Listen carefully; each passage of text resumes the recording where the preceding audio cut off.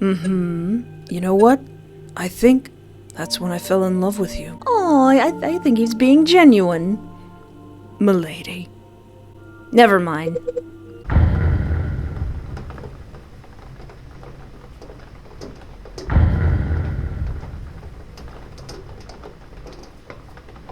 Okay, so Lane seemed really upset that I didn't reply to his message, so why don't we throw him a bone a little bit and reply. I hover my thumb over the screen a second time. Hey gorgeous, not that I care or anything, but you good? I tap out a quick response before I can talk myself out of it. Funny. I wait a moment to see if he answers. When I'm about to give up, I get a notification. Ugh. You didn't answer, so I had a very intense bonding moment with my right hand. I figured. Are you 15? No, 24. I wasn't going to come on time today, but you just gave me a reason to. Let's go on a date, babe. Now I know the warning was warning me that Lane is a douchebag, but come on, guy. What the... A date? I wait a few more minutes, but he doesn't answer. I smile despite myself and toss the phone aside. I'm glad he's charming you, main character. That's the thing about him. He's not a good guy, but not a bad one either. He's just sort of shows up. Sometimes with a flirty joke, sometimes with a lie. The worst is when he combines both. A flirty lie. But I have to admit, on nights like this, when the sky's turning the color of bruises and the rain is pouring down, it feels kind of nice to know someone's out there waiting for you. Don't settle for crumbs. Even if it's just Lane. Oh, the door just opens? It's open now? Are we on the Lane path? Lane's on time. Oh, was he late because we didn't answer his text? Miracles do happen. Wowie.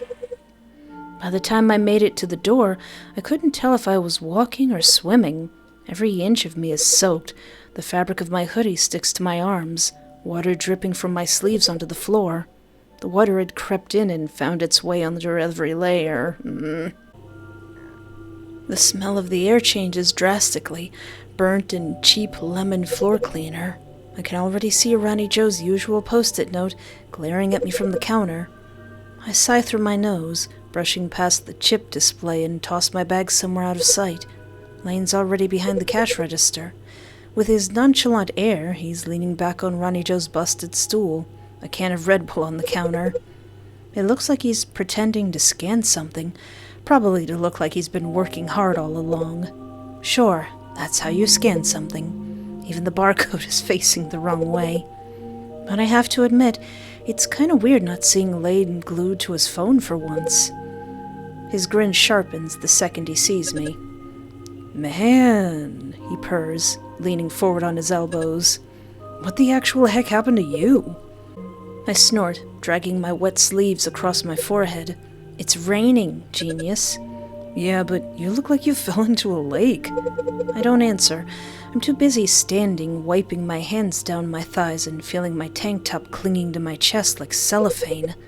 I know what I must look like, and I know that I am way more exposed than I want to be. Still, I take off the hoodie to avoid adding more mess to the floor. It makes that horrible wet towel sound when it pulls away from my arms. Ugh. Underneath, my uniform shirt is, unsurprisingly, soaked as well. And the thin, white tank top beneath clings to me in all the ways I don't want it to.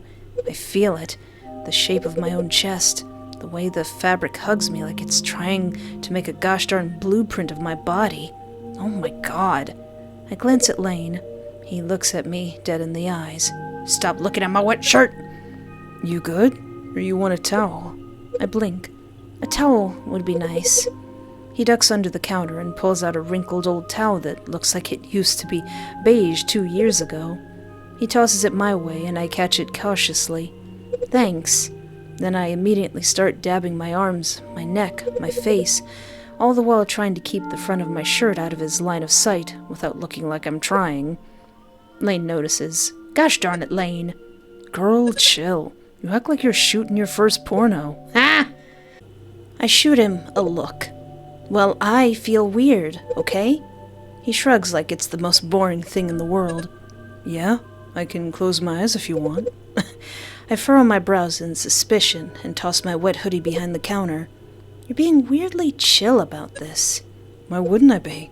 Knowing you. He grabs the can and gestures at me with it. Please, Espoir. You think I've never seen boobs before? Yeah! From the way you act.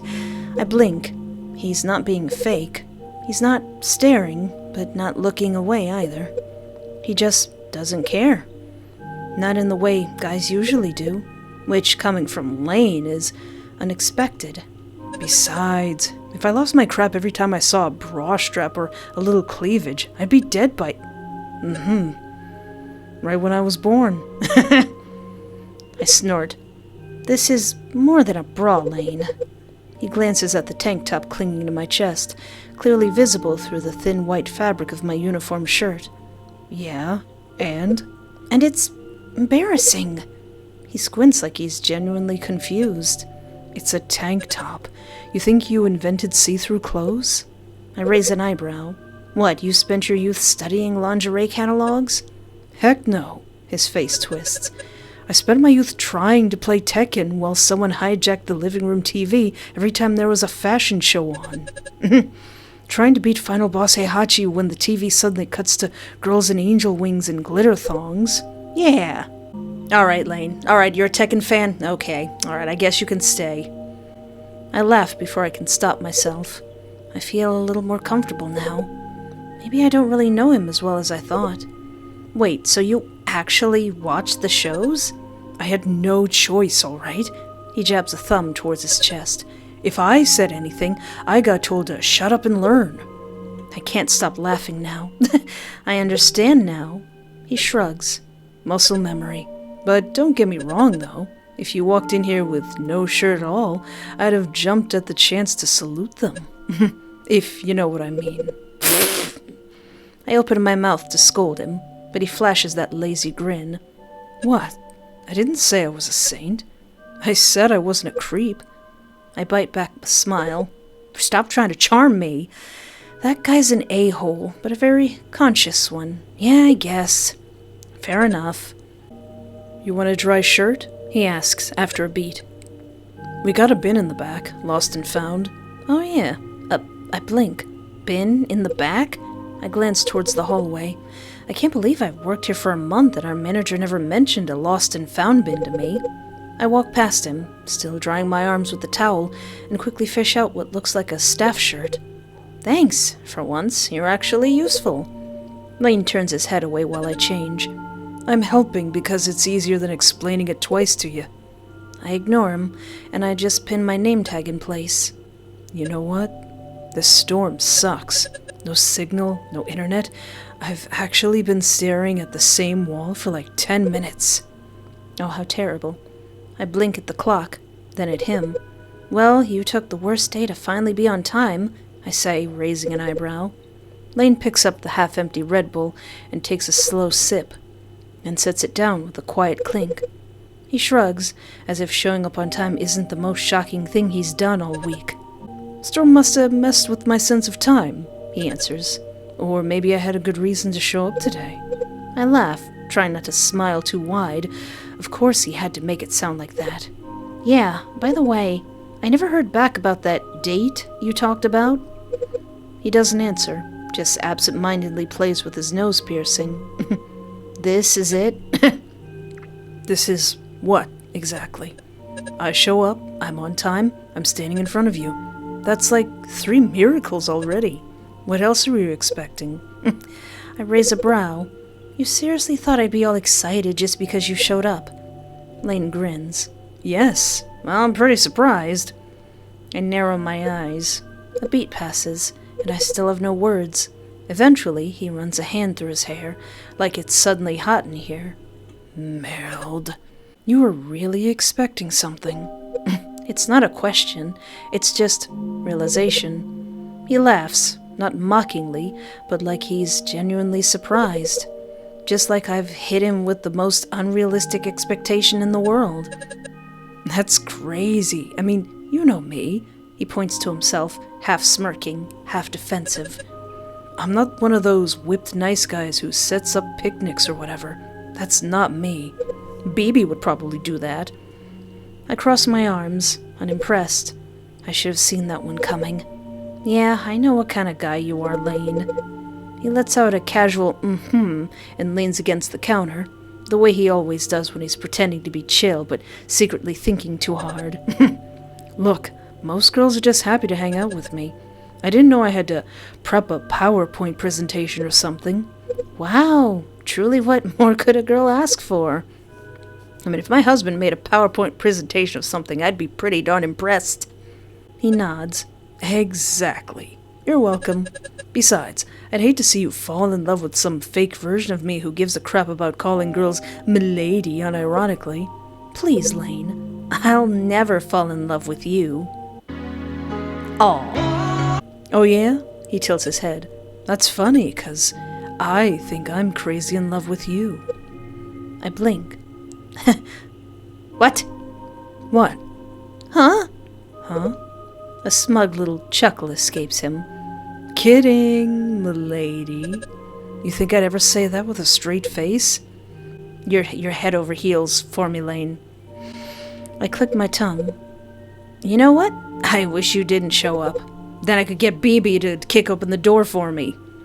He glances towards the back of the store, then back at me with that look. All right. You want a date? I got you, babe. He starts walking backwards, throwing a thumbs over his shoulder. The stockroom's all ours. The stockroom? I repeat. He pushes the door open with his shoe and gestures me in like he's opening a limo door.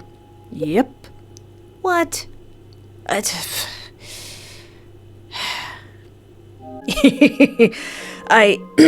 could say, mutter that even the biker would have done better. I could tell him this is the worst date ever, or I could just play along. I'll give Lane a chance. Let's play along. I squint at him like I'm judging him. I mean, I am judging him, actually. You know what? This is probably the dumbest idea I've ever liked. His smile widens. That's the nicest thing anyone's said to me in my whole life. I smile in exasperation and walk ahead a few steps. When I'm right next to him, he bumps his arm into mine. Don't worry, I won't charge you for the date. Men have to pay, right? How generous. I'm a gentleman. Which is why I have no idea why you're not already kissing my shoes. He flashes a grin. You slap a guy one time and suddenly you're too good for him. I burst out laughing, caught off guard by the callback. You remember that? I remember everything. Especially when a hot girl assaults me during my shift. I still have the slap marks saved in my heart, you know. Aw, is Lane actually in love with us? I remember exactly that day. I'm giving Lane a chance. I was totally flirting with you, kind of. I try not to smile while I say it. Maybe I was just flirting. Lane blinks. He was clearly not expecting that answer. But he immediately masks it with a short laugh. Okay, hold the heck up. That slap was just your freaky way of flirting? I've been thinking about that moment while jerking off, and now you're telling me I was the bottom the whole time? Never let him know your next move. I slap my hands over my face like that'll somehow erase the last 10 seconds. Oh my god, Lane! I mean, if I'd known you were into that, I would have let you slap me a few more times. I'll bark, baby. You're charming me, Lane, but you're not doing well enough. I'll bark so good. Stop! You know what? I think that's when I fell in love with you. Oh, I think he's being genuine. Milady. Never mind. I breathe out slowly, like even the air's been infected with Lane. Lane, you loved me from day one too, huh? What? No! You came back the next day, though. Oh my god. That man doesn't know how to shut up. I came back because it was my job, Lane. That's what you tell yourself. Come on, babe. Lane pushes the stockroom door again and holds it for me. Let me disappoint you properly. All right, that line right there, that line, you get a point for that. You get a point for that. That was charming. That was cute. And I go, smiling a little, just to see what the heck we're gonna do there. Not exactly romantic, but having your first date in your workplace's stockroom just weirdly fits. This place is dead anyway, so why not? The floor is stained, and the air smells like places left in the dark too long. I sigh and step in. Lena's already sitting on a stack of flattened boxes on the floor, like it's the peak of luxury. We're sitting on the floor? He flashes me a grin the second he sees me. Not bad, huh? He says, gesturing like a proud host at some 4-star restaurant. Except it's this. I blink at the so-called setup. Only 2 stacks of flattened boxes as chairs, and nothing that even tries to be a table. He raised his pierced eyebrow, watching my reaction. Oh, you're right. He ducks behind a shelf, pulls out a crushed-up cardboard box, flips it over, and sets it in front of him like it's a fine piece of furniture. There. Better. All right, it's charming that he's trying. We're behind a dumpster, I tell him. Romantic, right? I could have taken you to that sushi place downtown, but honestly, nothing beats ambience like this. I squint at him, still standing in the middle of the stockroom. Is sitting even the right move here? This is your idea of impressing someone? Who said I was trying to impress you? Yeah, he did say he's here to disappoint. He pauses. I mean, I am, but, not in a traditional way. A small smile pulls at my lips, despite myself. Ridiculous or not, I sit down anyway. The floor is cold under my legs, even through my jeans. A bit sticky, too, like someone spilled soda 2 nights ago and forgot to mop it up. Ew. Lane sits across from me with his back against the metal shelf, one leg stretched out and the other bent so he can rest an arm on his knee. He opens one of the delivery boxes next to him, he's definitely not supposed to touch, and casually grabs 2 energy drinks and a pack of cake donuts. He hands me a can. I take it and raise it like a toast. To whatever this is. He grins, tapping his can lightly against mine. To excellent company. He opens his energy drink and takes a sip. I'm amazed this man's heart hasn't exploded yet. Ugh. We live glamorous lives, he says, waving his can like a champagne flute. No customers, no work, no responsibilities. And I've got you. I roll my eyes, exchanging my can for a donut. You don't even work. I'm the one mopping floors and wiping the shelves. He winks. What can I say? I believe in traditional values. I'm gonna give this man ovaries and punch him in them. I shoot him a look, biting into my donut. Meanwhile, you're doing nothing to keep this place running. Okay, true, I'm not mopping, but I'm definitely making sure the staff stays energized. You know, other kind of energy. He leans forward to prop his elbows on the box between us.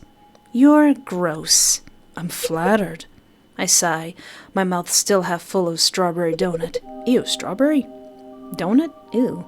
Lane's eyes lock on me, like he's imagining me without this stupid donut in my mouth. What? You ever played Truth or Dare? We are not doing this now, Lane. I swallow. Yeah, in middle school. Perfect. That's about where my maturity peaked. I can tell. He laughs, wiping his mouth with his sleeve.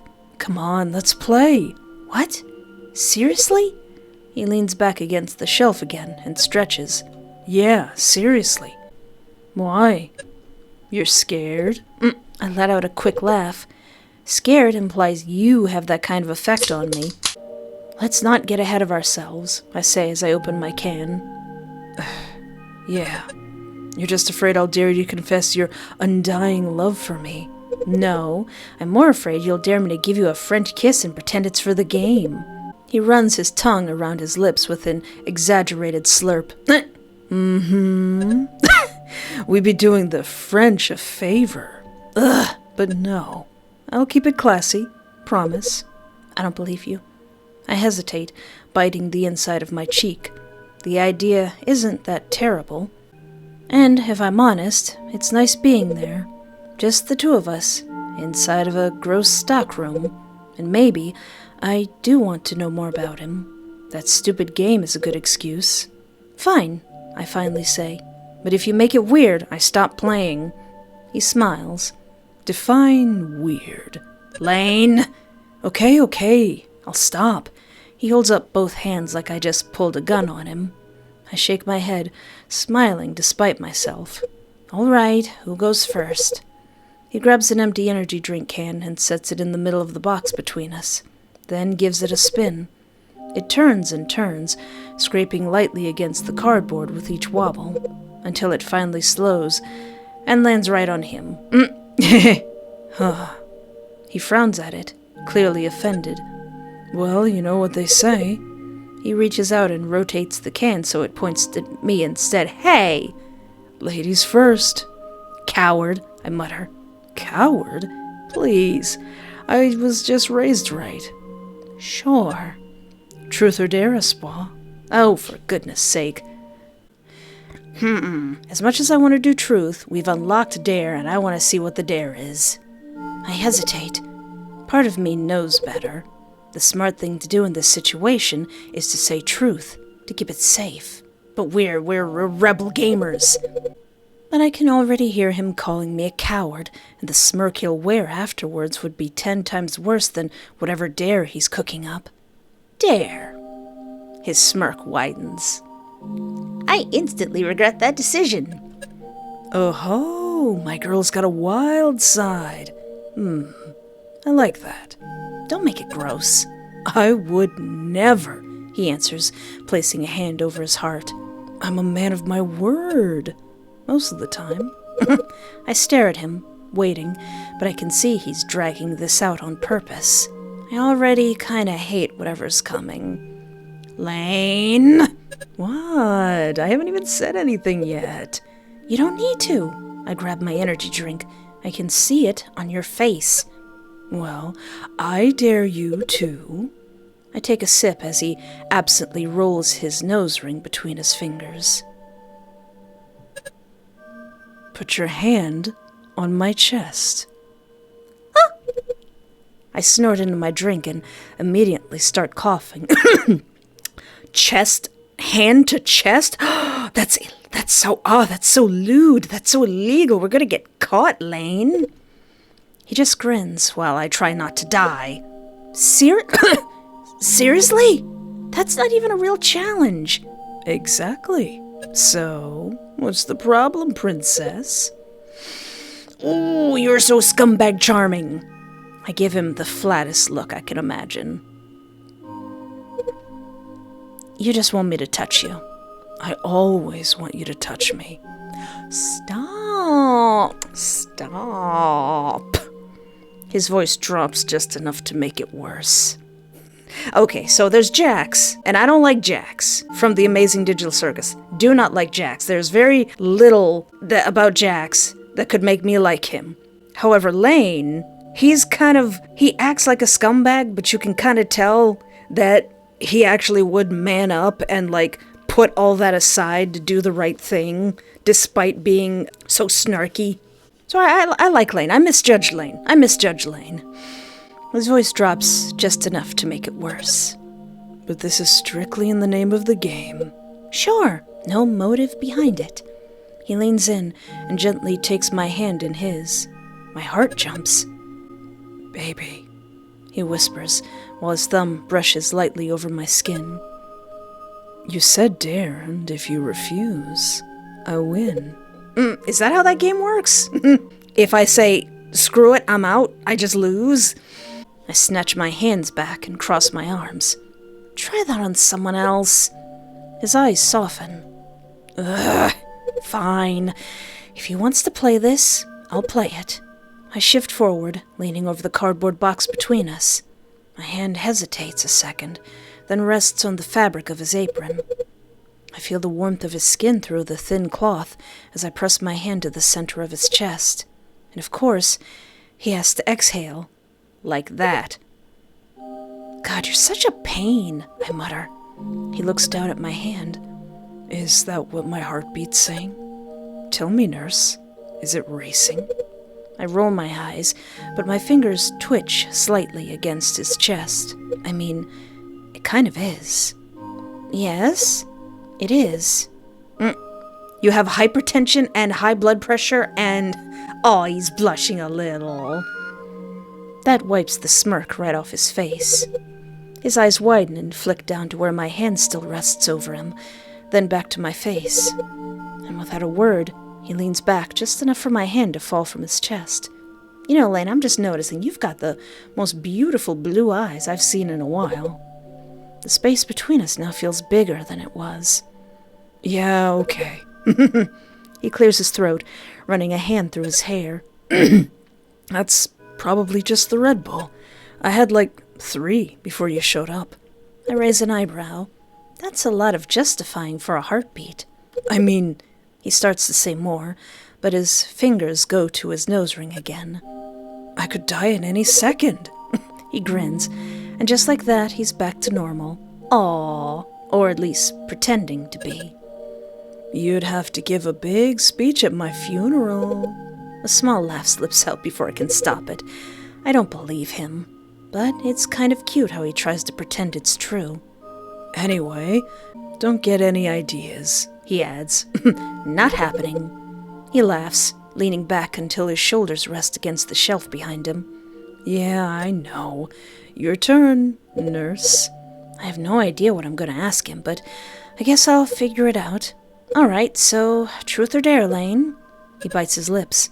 Wow, you want blood, he says. I can feel it. Maybe. He rubs his chin, pretending to weigh his options. Truth. Boring. It's just strategic, he corrects, tapping his temple. Gotta feel you out before I commit to a dare. Coward! Bow to my whim, coward! Besides, I want to spill my secrets, so you can fall even more in love with me. Don't do that, 'cause it's gonna work. I roll my eyes so hard I nearly see the inside of my skull. Fine. Truth. I pause. I've got a million dumb questions I could throw at him, but there's one I've always been curious about. All right, be honest. Oh, no. Have you ever been in love? His eyes widen slightly, and his smirk drops faster than I expected. He looks away, suddenly way more interested in the crumpled cake wrapper on the cardboard box. Straight for the jugular, huh? You said truth, I shrug. He laughs under his breath. Yeah, I did. He rests his head on the lower shelf and takes a long, deep breath before answering, as if it's easier to talk about if he pretends it doesn't matter. She was older than me. I straighten up without meaning to. Suddenly, I'm all ears. What happened? I hope you'll be just as invested in our own love story. Lane! Right. So, back in high school, I fell in love with that girl. You know the type, all ripped jeans, chipped black nail polish, and piercings everywhere. I understand. He smiles as he says it. She also had, like, massive tits, he adds casually. I understand. I groan and cover my face with both hands. Oh my God. Lane, stop trying to get me to not like you because it's not working. And always wore those shirts with no bra. Not that I'm complaining. I peek at him through my fingers. He just gives a cocky side glance. I roll my eyes, but I don't stop him. I want to hear the rest. 16-year-old me didn't stand a chance. So, obviously, I did what any lovesick idiot would do. I pierced the heck out of my face. Ooh, my mouth drops. You're joking. Lane? Doing something that dumb for a girl? Lane seems precisely the type who would do something dumb for a girl. That doesn't line up with the guy sitting in front of me. Nope. See this one? He points at his eyebrow piercing. It's the first one I got. I did it with a safety pin and a lighter. That must have hurt. He lets out a dry laugh. Nah, it always heals. So, yeah, I was just some dumb kid trying way too hard to impress her. I thought maybe if I looked enough like the guy she liked, she'd stop looking over my shoulder at every walking erection that passed by. Ah! He flicks his earring like it's still new and sore. But no. Turns out, trying that hard just makes you look pathetic. He pauses for a second, like the words taste bad. I was her cute boy phase, or whatever the heck she called it. Then, one day, she just ghosted me. And later, she posted a pic of herself with some F-boy named Brad. Like, Brad? Seriously? That's who she picked over me? How could she forget her cute boy, her little scrunkly scringus? He shakes his head, still offended by the audacity of it. Brad. After that, she sent me one last message. Finally getting dick down right, she said. Aww. I wince. Ouch. Yeah. Aw, jeez. I think that's when... He snaps his fingers.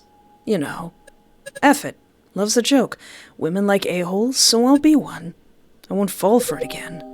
I open my mouth, but nothing comes out at first. What am I supposed to answer? So I glance at him, at the nose ring he can't stop playing with, at those blue eyes, the kind people write poems about. But there's nothing soft left in him. It's Lane, after all. I'm going to I want to comfort him.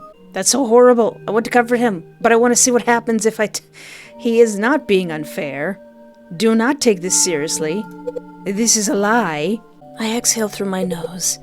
You don't have to act like an a-hole, you know. Lane freezes for a second, nose ring halfway between his fingers, and his eyebrows raised like he didn't hear me right. I can tell he's already got some crap to say. I am an a-hole. Yes, you are. I'm just saying, being a dick to women just because one sucked kind of makes you look like you care way too much. He barks a laugh.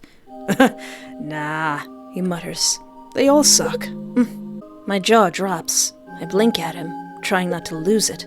Seriously? One cheats, the rest lie. Or they want you to change, or they just get bored and leave. That's the pattern. You gotta be a little toxic, just enough to keep them hooked, and then let them cry about it on Facebook. I let out a sigh. God, he really believes this. And so your big plan is to be an a-hole to everyone forever? Pretty much. Women like a-holes anyway, right? Just give them what they want. I stare at him, then let out dryly. If you hate women so much, why don't you just date a guy? I know, right? Guys are great.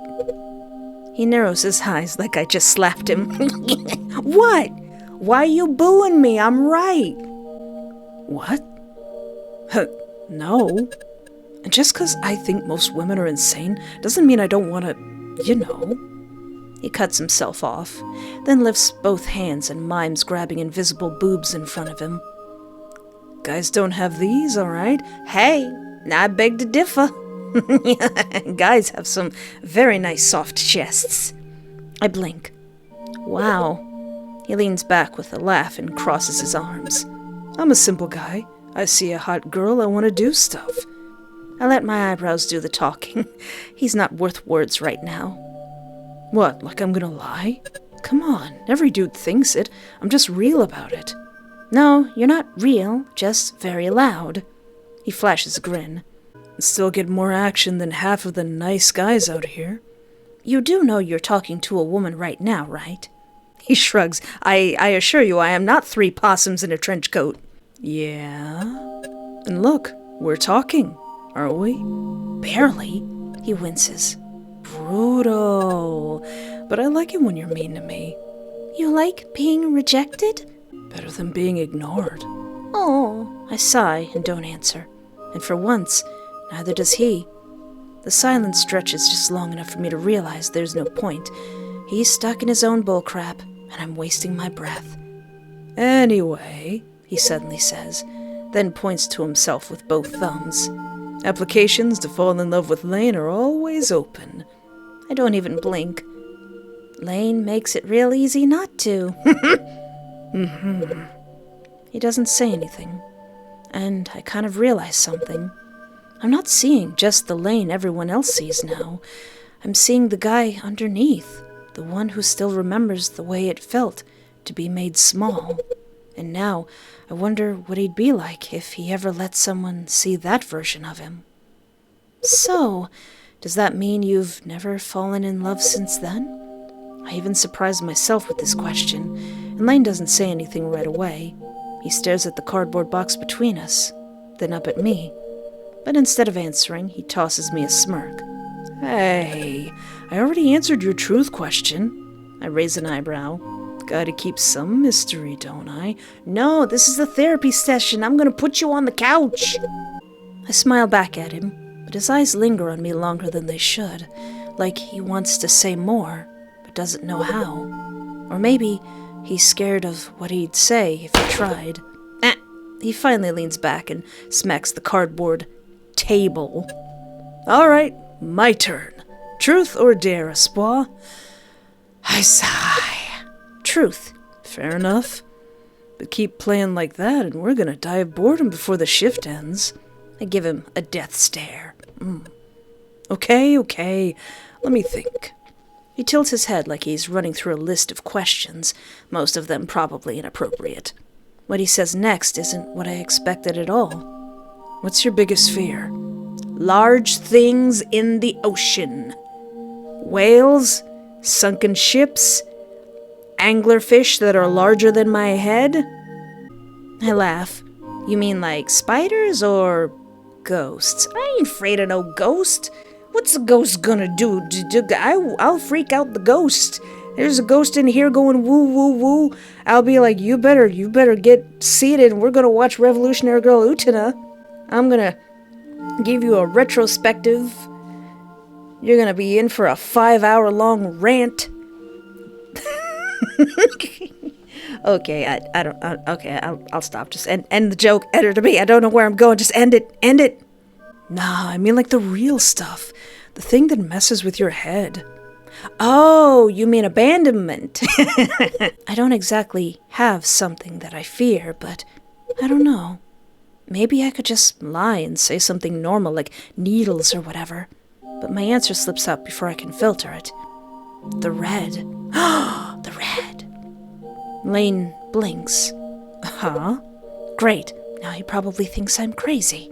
I laugh awkwardly. I mean... You mean the color? And Lane's name is Red. I nod, and he sits up a little straighter. I don't know why. I know it's dumb, but it's been there since I started working here. That's... funny as heck. I sigh. Don't be a dick. I'm not being a dick. Just saying, if someone's sunburned, do you look away? Or do you scream? I let out a groan and rub my face. You're such an idiot. I'm trying to be truthful with you. He gives me a sheepish look. Hey, I'm trying to understand. You're failing. So what? Like any red? Your name? Bright? Dark? Blood red? That one. Especially, I say. But honestly, yeah. It's not that I'm scared, it's just... It makes me feel uncomfortable. Like I can't breathe when there's too much of it. He watches me for a second longer. His mouth opens like he's going to make another joke, but then he stops himself. Then he just lifts his shoulders like it's no big deal. I mean, that's not even the weirdest fear I've heard. One guy who worked here had a phobia of peaches. I had to restock the fruit section for him because he couldn't even look at them. Stupid a-hole. Wow, Lane being useful? Okay, but peaches don't look like there's blood everywhere. It's not that kind of weird. Depends when you eat them. Did he said what he just said? What did he say? Lane? Are you making a funny? Are you making a fool out of me? Are you making an innuendo? Yes? I laugh a little, but it fades as quickly as it came. I don't get it. I'll just let that one fly right over my head. Lane must see the shift in my face, because his next words come quieter. Did something happen? He asks. I don't answer right away. I want to say no, but I can't. So instead, I say the next closest thing. I don't know. He doesn't push, just nods once, like he's saying he gets it, even if he doesn't, which is very strange coming from him. I guess that's how fear works. Doesn't have to make sense. But, for someone who hates red, you do look good when you blush. Stop! Maybe I shouldn't talk to you anymore, or you'll turn red and die. There you are, I mutter. The real me, he says proudly. I look at him and smile to myself. Because even though he handled my weird answer like it was just him being himself, he still listened. Yeah, even though he's like, I'm an a-hole, haha, look at me, look how macho I am, he still listened. He still put in the effort. And that means more than if he'd said something perfect. He stretches his arms behind his head, fingers laced. All right, final round. You get to pick truth or dare, but I narrow my eyes. But what? But it's for both of us. What? Explain. We both gotta answer or do it. High risk, high reward, baby. I cross my arms. Not fair, but you're a brat, so all right. I am. So choose wisely. My mind starts spinning through possibilities. I shouldn't take truth. It doesn't feel like a good idea after that. But dare seems risky, considering how Lane is. Choose dare, Espoir. Who said that? Who's telling me what to do? Hold on a second. You don't... What? No. Don't tell me what to do. Truth. I shouldn't talk about it. Truth. You're telling me what to do. Truth. I shouldn't talk. I shouldn't. Tell the truth. I want that lore. Wait, you're not gonna jump scare me for not doing what you say, me, are you? Also, I'm very sorry that I'm triggering you, me. I shouldn't. Dare? He just smiles. All right, stand up. That's what he does.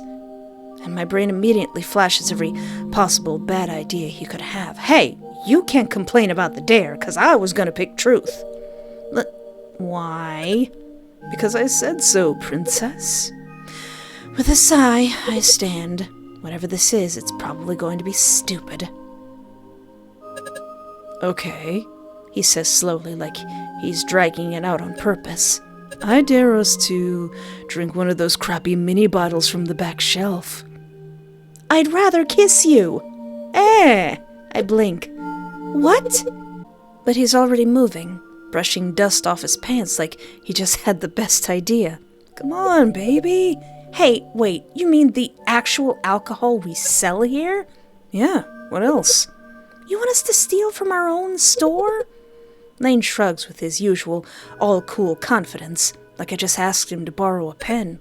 Relax, he says with a wink. It's barely stealing if it's ours, right? He swings the stockroom door open and nods towards it like he's telling me to get moving. I didn't say yes. Without turning around, he throws a hand in the air. You're saying it with your eyes. I'm literally saying no with my mouth. Come on, Lane. He spins to face me. You're acting like I dared you to rob a bank. We haven't even started our shift yet, and Ronnie Joe will check the stock count. Lane gives me this look, like I'm being dramatic again. Women. Do you really think RJ cares if one little vodka bottle disappears? Yes, he definitely cares. You'd know that if you ever bothered to read his post-it notes. He waves it off. Please. RJ's too busy getting divorced and pretending not to hate me. He won't even check the cameras. He will be when he sees we sold nothing and one bottle's magically gone. Then we lie. Come on, babe. We barely have customers past midnight. Who's gonna question it? I give him a long stare. I am not getting fired over this. He tilts his head against the door and gives me a dumb little grin. Then say no. He points at me. Say it. Say the words. No, Lane, I refuse your dare. Why do you sound so smug? Because if you say it, I win. All right, you win. I'm not putting weird, gross stuff in my mouth. And, he adds, you'll owe me a dare that I get to use next shift. I laugh. That's not how the game works. It is now. Well, I am Uno reversing your change in the rules. Sometimes I forget I'm working with a fully grown adult. Hey, me too. But then he does crap like this and reminds me that he's really just a teenager full of piercings. I don't move for a moment, watching him make a big show out of being an idiot. But I know him well enough to know this. This is just Lane, and I really shouldn't play along with him. Alright, I'm gonna go back and do the unlocked accept the dare. But let's refuse it right now. This is branching. Whew, this is way longer than I thought it would be.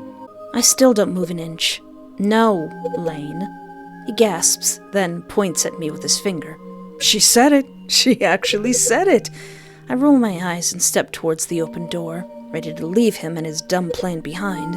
I have work to do, I add. But just as I reach the doorway, he pushes it shut with one palm, then leans against the door, blocking the way with that smug look plastered all over his face. I move to push past him, but he shifts and blocks again. Lane, move! He tilts his head. You coward. Yes, I'm a coward, and Jareth scares me. Just a responsible employee, I groan, stepping forward and pressing against his arm. But it doesn't even make him move. No balls. I'm a woman! Exactly. I don't have testosterone, but I got tons of estrogen. Don't be dramatic, he says. One sip isn't gonna kill you. No, but one sip's gonna make me vomit all over you. I shove at him again, both hands flat on his chest this time. But again, he's deliberately blocking me with his stupid tall body. You're in my way, Lane, I growl. Tickle him. Give him a little tickle. He glances down at my hands on his chest, then lets out a laugh. I'm in your heart, he smirks. I am not. Sure, he murmurs, raising his head and closing his eyes. Press harder. Maybe I'll let out a moan. Stop! Shut him down? How do I shut him down? Ooh, Lane, I have so many unlocked things. How do I shut him down? It hits me like a slap. Not because I'm flustered, not because I'm shy or whatever. Because I'm done. What the... His grin spreads wider, like he's proud of himself. What? You're already touching me. Might as well make it hot. I take a slow step back, wipe my hands on my jeans like I'm brushing dirt off, and blink at him. I can't believe I work with this walking trash fire of a man. I give him a full second of silence, then push on his chest again. Harder. Move.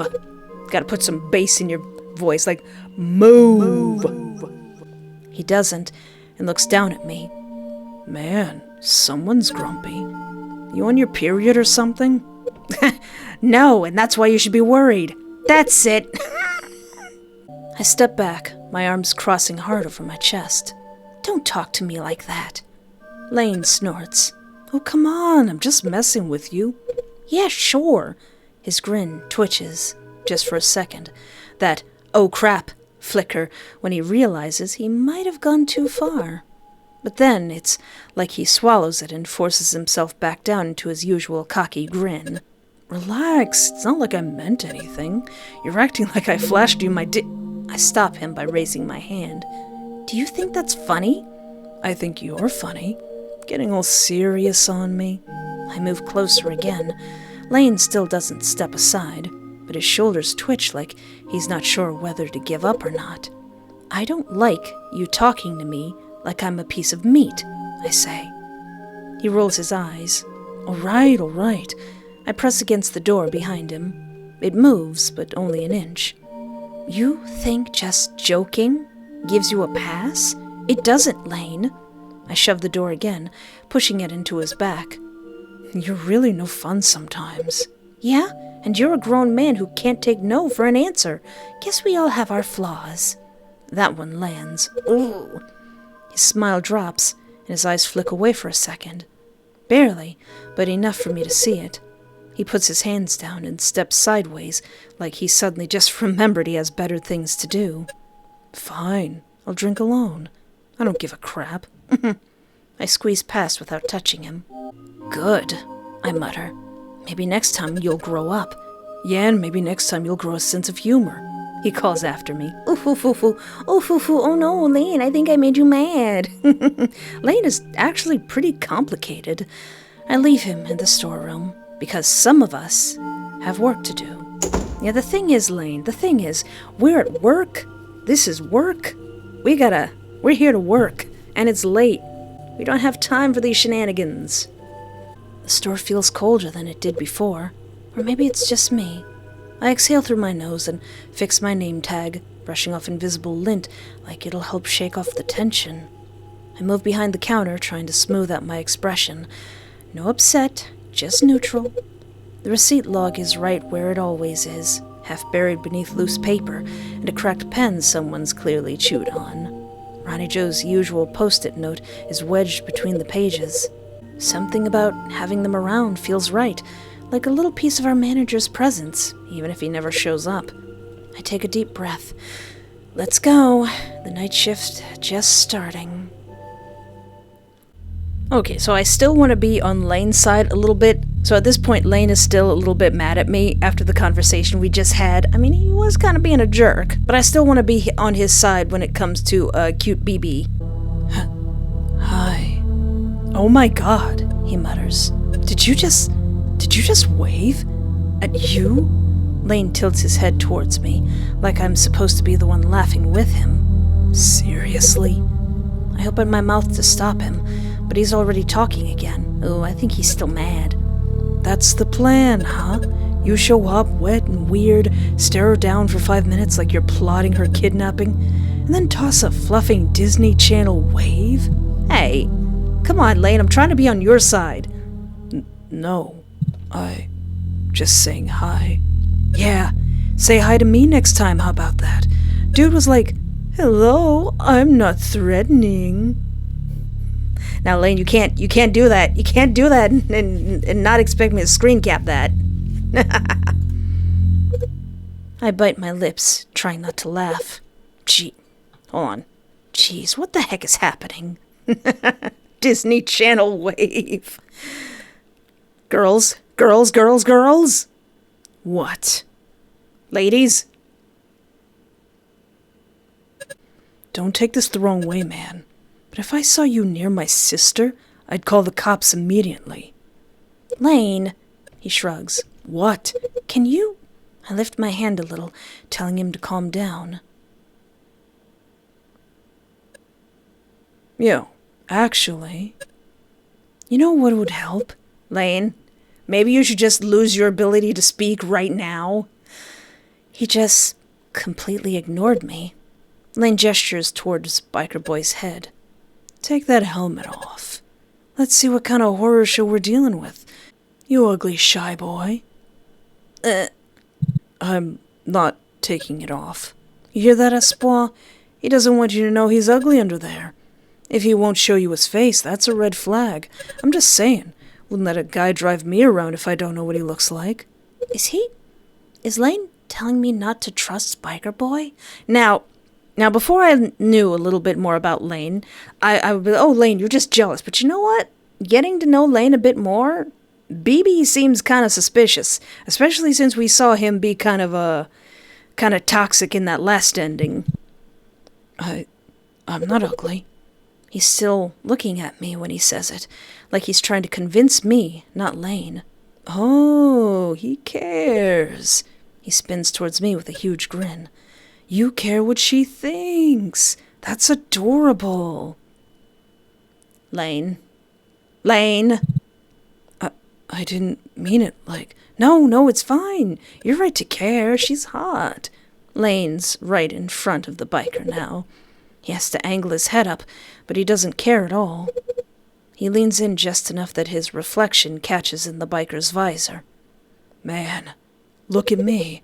He smooths a hand down his own jawline, admiring himself like it's a pocket mirror. Even your visor knows I'm hotter. What about you? As he steps a little close, Biker Boy instinctively steps back. Did you see that? Dude's taller than me, dressed like a Power Ranger, but scared of this. He points to his own face like it's a gift from God. Like, relax, man. I ain't gonna kiss you. Why not? Lane, could you? By the way, he cuts me off. How the heck are you two gonna kiss? My brain stutters. What? Like, logistics-wise. Is it just... He minds slamming his own forehead into a wall. Clank? I blink. Lane, are you that butthurt? Did I spank you that hard? Biker Boy shifts like someone punched him in the gut. That's not... I'm not... We're not... The tension is palpable. Look at you two. I have more chemistry with my PS3 controller. And maybe my right hand on a good day.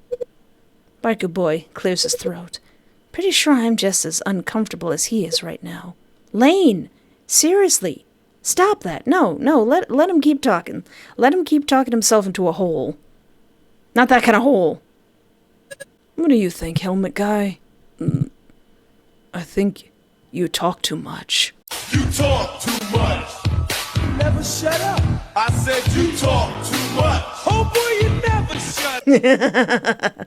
And none of it means anything. Excuse me? You heard me. I blink. Girls, please. Girls, please. You're both pretty. Can I go home now? Even Lane's caught off guard for a second, but then he lets out a fake impressed whistle. Deep words. That from a fortune cookie? Fortune cookies don't say that, idiot. You know what? Yeah, I never shut the fluff up, but at least I say stuff. He points right at the biker's chest. Better than you. Hey, leave him alone. He can't read. Who's got nothing to say, nothing to offer, nothing to even fluffing be. Just a little guy who comes in his pants if a girl looks at him for too long. I almost choke. Lane! I don't care what you think. You care what she thinks, though, right? Yeah, that's what I thought. Lane! What? I'm just saying what we're all thinking. What's this we thing? You got a little duckling in your pocket? Stay on bike. Lane? Alright, Lane, I was gonna be on your side, but you know what? You ticked me off. You know, I'm gonna stay on BB's side. We don't need your opinion. They both turn to look at me. Lane looks surprised, but I'm not laughing anymore. You ticked me off, Lane. You ticked me off. I was on your side. I'm doing this to see more of your story, but you ticked me off. Just stop, Lane. He didn't say a word to you. You started all this for no reason. He blinks. It's almost like he's replaying the last few seconds in his head, like, oh shoot, yeah, I did start this. He opens his mouth, but no words come out. Eventually, he mutters, wow, all right. I keep going. You're being like a real, actual loser right now. I don't know what your problem is tonight, but he didn't do anything to deserve that.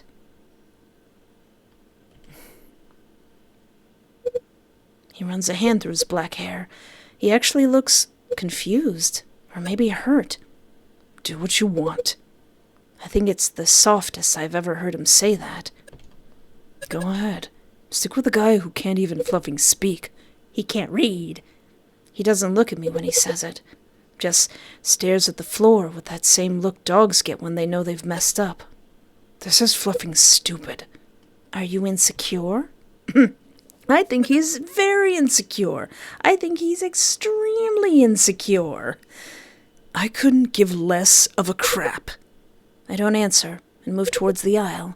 I'm not trying to be dramatic. I just need to get out, and I don't have the energy to argue with him. Listen, girls. I don't look back, but I hear footsteps. Not Lane's. He wouldn't follow. He's too proud for that.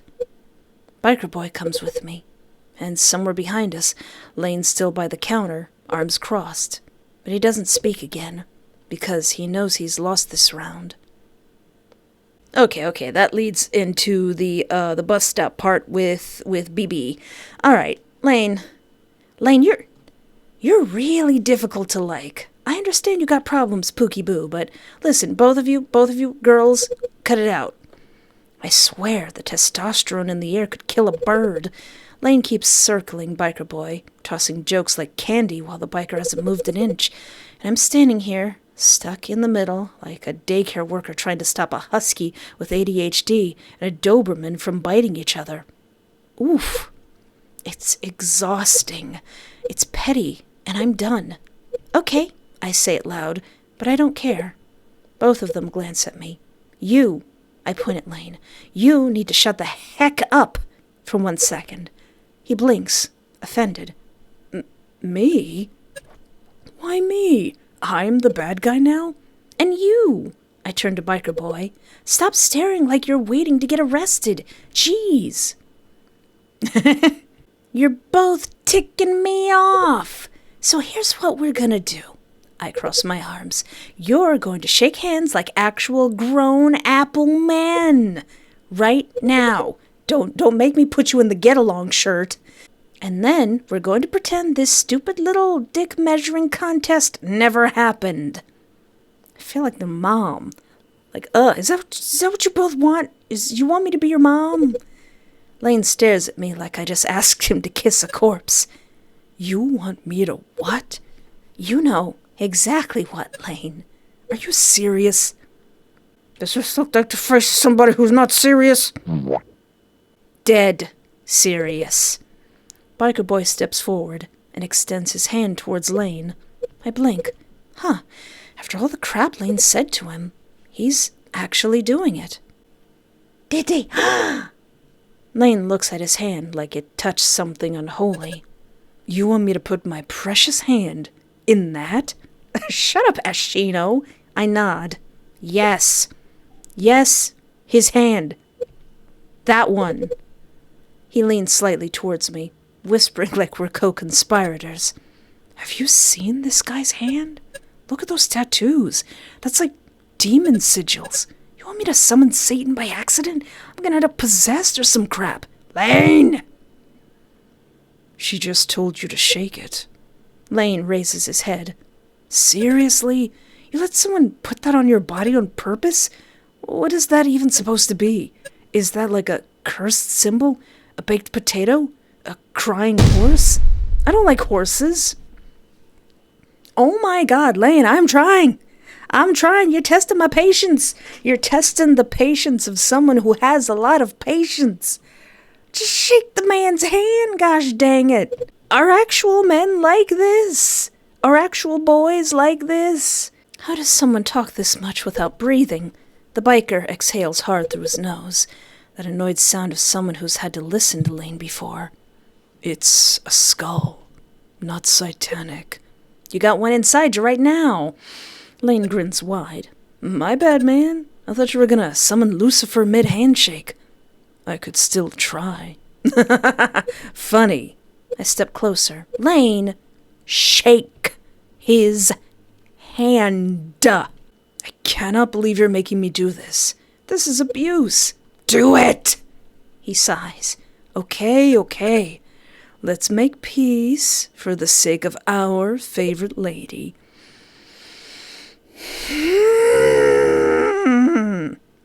Lane reaches out and takes the biker's hand. Come on, Lane, I am giving you a chance. I'm throwing you a bone here, big dog. And the biker grabs it. Hard. The second their palms connect, it's like the air changes. Lane holds that grip like a man trying to win an arm wrestling match, using nothing but pride. She's not yours. Didn't say she was. They stare at each other for a moment. Hey, Princess Jasmine said it best when she said, I am not a prize to be won. Listen, Lane can't see what's going on behind that helmet, but somehow he knows. His jaw flexes, but he doesn't move. Wow, you're seriously trying to dominate me through a handshake. You're trembling. from the passion of this connection. Listen, at least I didn't make you two kith. Let go. That makes Lane smile. You first. Biker Boy tightens just a little more, and Lane's smile twitches. I can tell he's in pain, but he hides it behind a wave of sarcasm. Men. Oh, boys. Boys are so silly. Don't worry, man. I'm not gonna try to steal your biker girlfriend fantasy. I'll just keep the girl. That lands. Lane, you're gonna lose your hand. His grip tightens again, this time just enough to make Lane's elbow twitch. You done, stick man? Did he just call me stick man? Yes, you son of a... I clear my throat. Boys! Okay, enough. You did it. Let go before one of you actually loses circulation. You really called me stick man. I'm gonna call you stick man. I'm gonna call you stickly and activate all the millennials out there. Biker Boy releases instantly while Lane pulls his hand back slowly and shakes it out. Are we friends now, girls? I don't believe in God, but holy fluffing Christ. He massages his hand. That was the fluffing death grip. Merda. I think I pulled something. I rub my temples like that's going to help. He bruised me. Look at this. He wiggles his fingers in front of me. How will I play piano now? Okay, that was pretty funny. You don't even know how to play piano, Lane. What if I wanted to? You offered. Oh boy. I didn't offer to get my bones crushed. Do you shake everyone's hand like that, or do you just hate me specifically? I mean, Lane, you came up rolling up saying he had a Disney Channel wave. The biker leans back against the shelf and folds his arms. You make it easy. Lane laughs. Oh, here we go again. I'm going to take both of your faces in the palms of my hands and just mush them apart. I'm just going to mush you to the back. I'm going to mush you to the front. I roll my eyes. Boys! We're dealing with fluffing Leatherface here. You look creepy as crap, man. Like, have you considered therapy? Have you considered shutting the F up? Have you considered growing the F up? I pinch the bridge of my nose and glance at both of them. Time to end this. I just pull out a gun. Blam! Listen, girls! Scold them. Tease them. I like the way you think. Tease them. Yeah, that's a better strategy. Are you saying that sarcastically, me? Have you? You two look cute together. You gonna kiss? What the You saying we have chemistry now? Enemies to lovers! Should I start calling him babe? I'm not even that into BL, but I think that would be kinda cute. Or biker daddy? Biker Boy turns his head just slightly, giving Lane an unimpressed stare behind his visor. Try it, and I'll knock your teeth down your throat. So violent, honey. That's no way to treat your first boyfriend. Guys, the fanfictions. You better stop doing that before you start to like it. I groan. Okay, stop. No, keep going. You, I point at Lane. He straightens up immediately. Corner, that one. I jab my finger towards the drink cooler. What? Don't be stupid. He points at himself. You're sending me to the corner? Yes. I'm not 5. Could have fooled me. I turn to the biker. You too. Other corner. Get? Fine. Meanwhile, Lane is still complaining under his breath. I can't believe I'm getting timed out for defending my honor. He starts shuffling towards the cooler, and Biker Boy walks away in the opposite direction. I'm telling RJ. He won't believe you. Oh, true.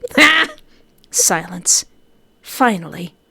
Come on, guys, I don't even have children of my own yet. I exhale and lean on the counter. 2 grown men. Grown men, by the way. Grown adults, by the way.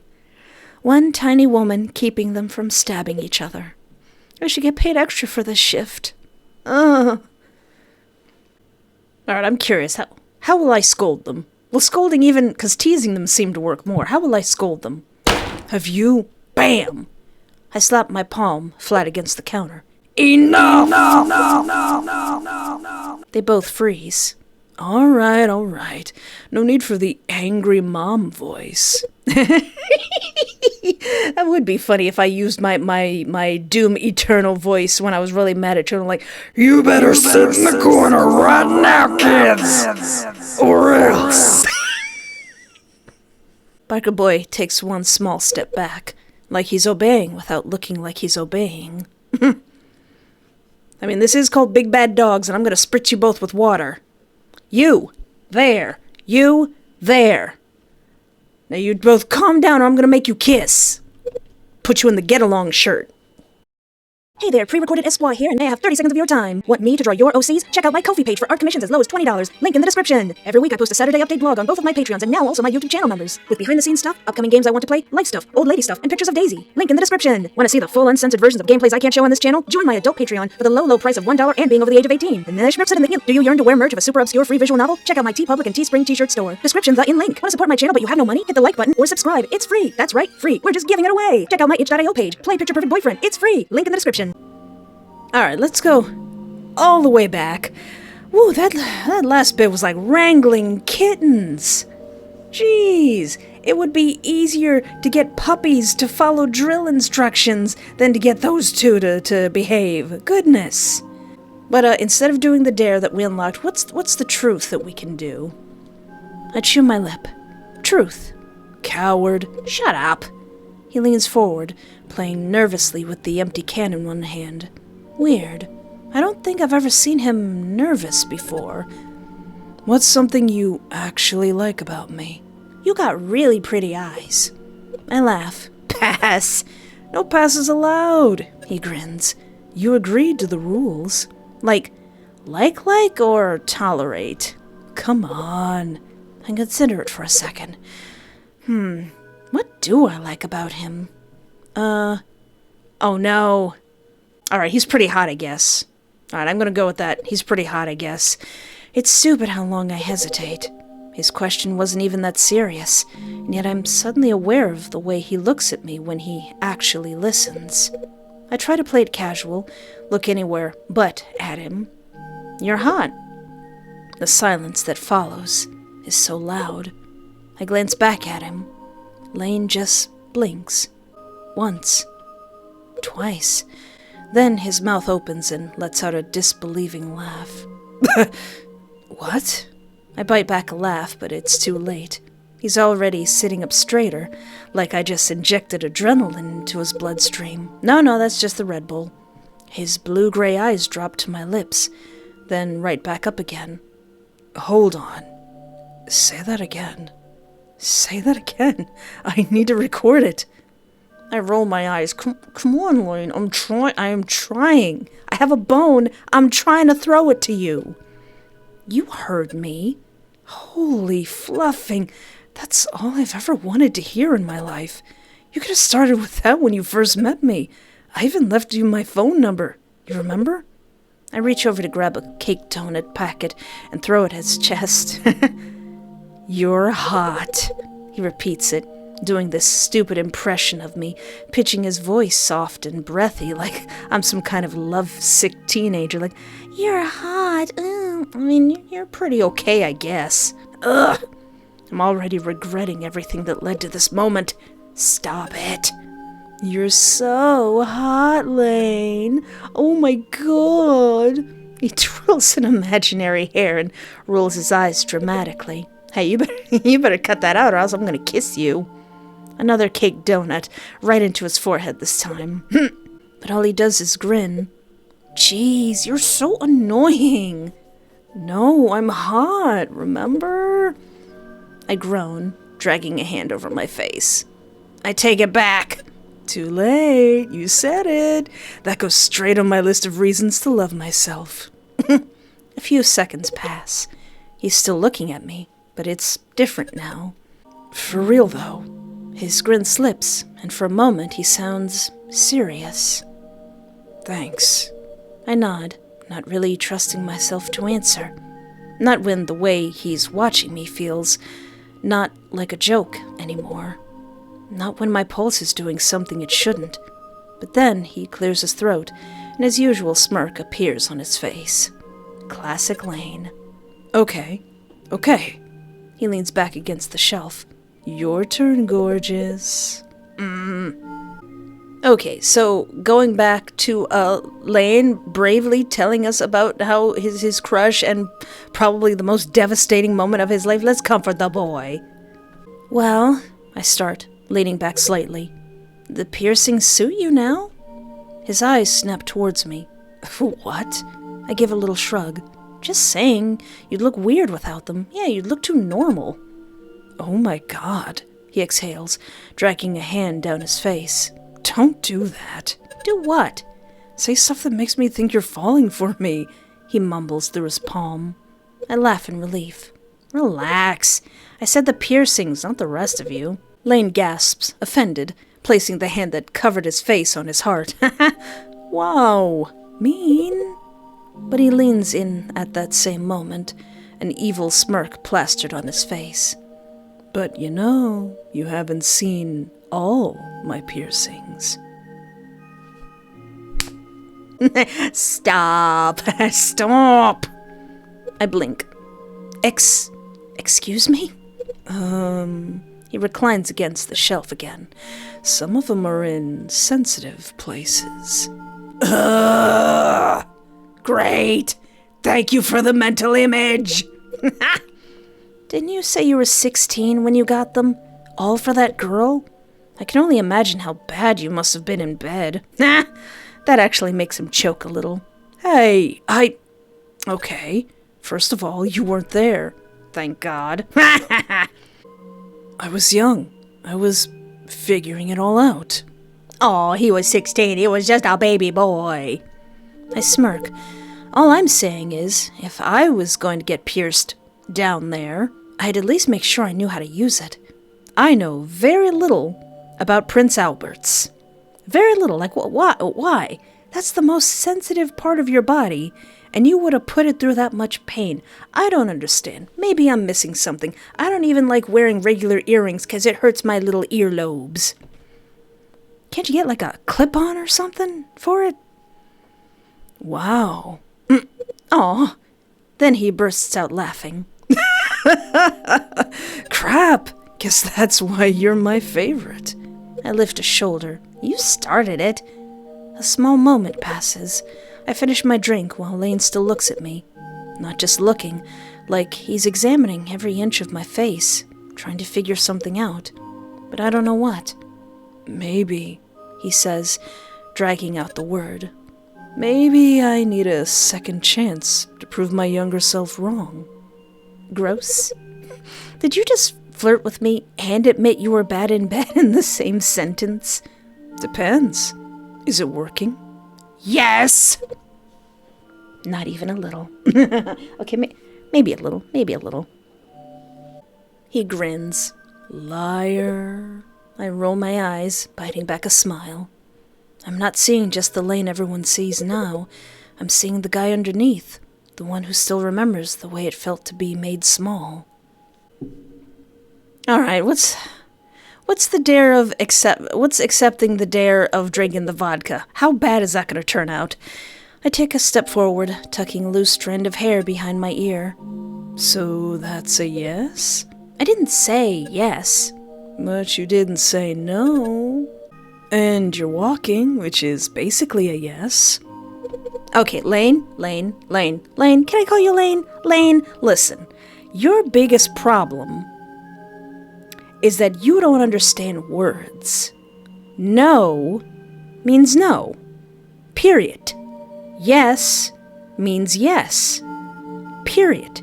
If I say yes, then yes. If I say no, that means no. It just means that. It doesn't mean anything else.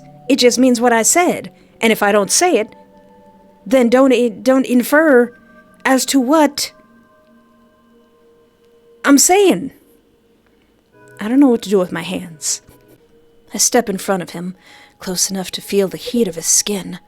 Only so you don't go and do something stupid by yourself. Aww. He puts a hand over his heart. I swear, sometimes I feel like the girlfriend in this relationship. I slap his hand off his chest without missing a beat. Shut up! He laughs and starts walking, whistling low as we head into the store. Lane steps behind the counter and grabs one of the dusty little bottles from the back of the shelf. Behold, the nectar of gods. Blech! I eye it. It's a small bottle of vodka. The label's so faded, it looks like it's been sitting there since 2003. I glance one last time towards the front of the store. Still no customers, and still the thunderstorm outside, howling like it's helping us stay hidden. That thing's probably been around forever. I'm not worried about us stealing. I'm more worried about us putting something in our bodies that's gonna kill us. Lane pops the cap off with his thumb, like he's done it 1,000 times. Which, let's be honest, he probably has. The second the seal cracks, the smell punches us right in the face. Jesus! I cough and wave my hand, trying to clear the air.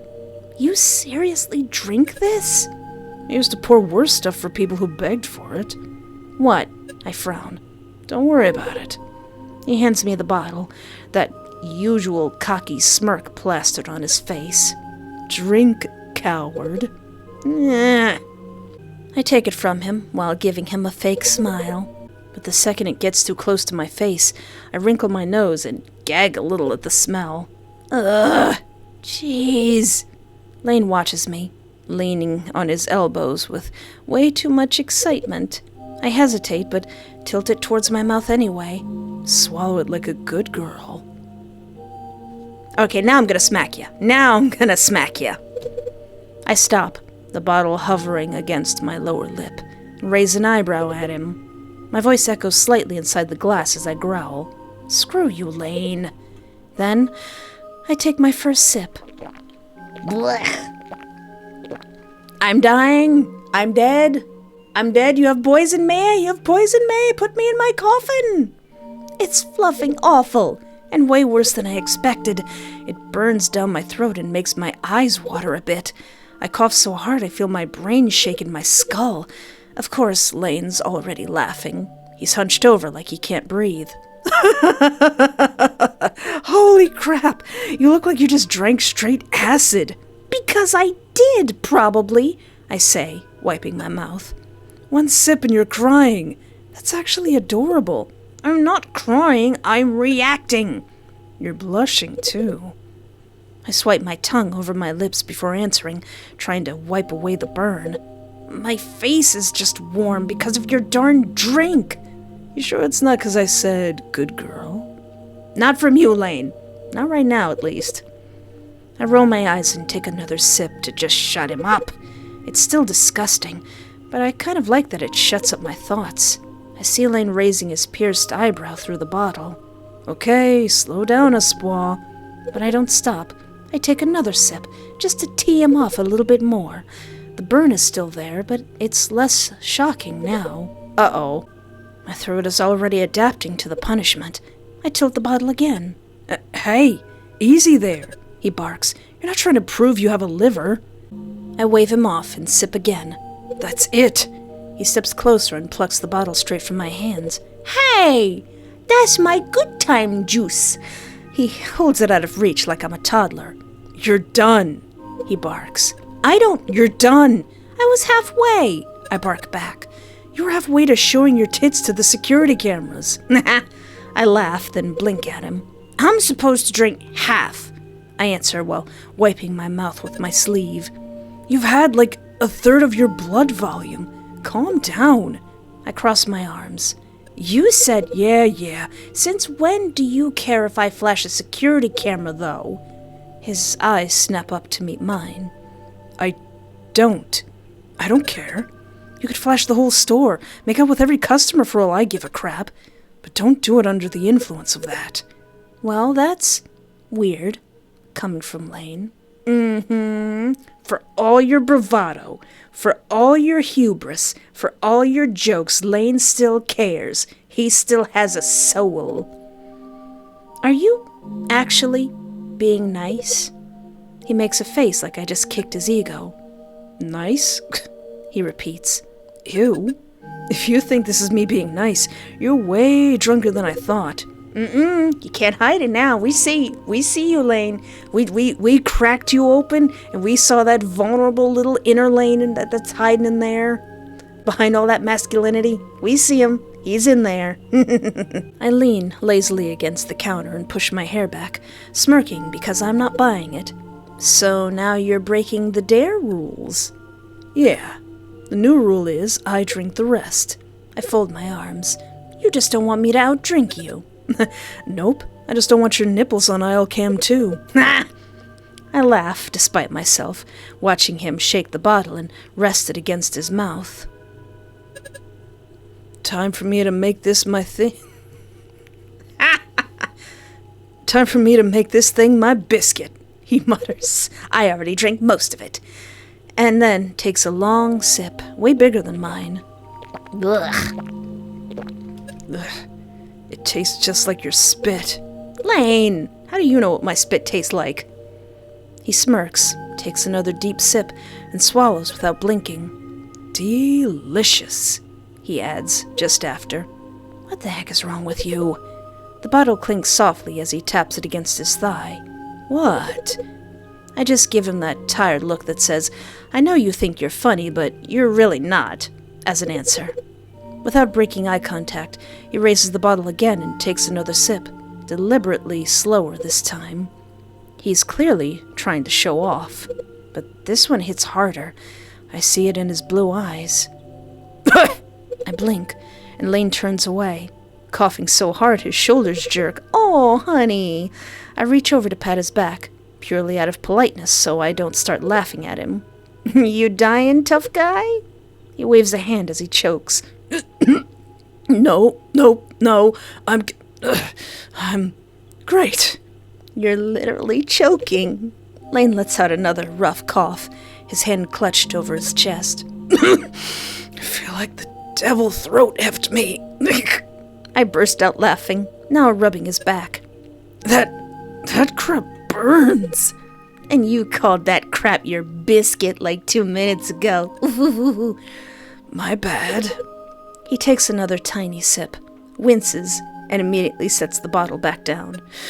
Okay, no more. It's trying to kill me. After wiping his mouth with his arm, he finally points at me. You drank that like it was lemonade. What the fluff is wrong with you? What? You didn't hear me complaining when I was doing it. He looks at the bottle again, then at me. I thought you were just being all talk. Guess I'm just built different. He blinks. Okay, no. I think you drank more than you admit. I shrug, letting him think whatever he wants. Lane flops onto the stool behind him and stares at the ceiling like his ego just took a direct hit. I'll never be okay again.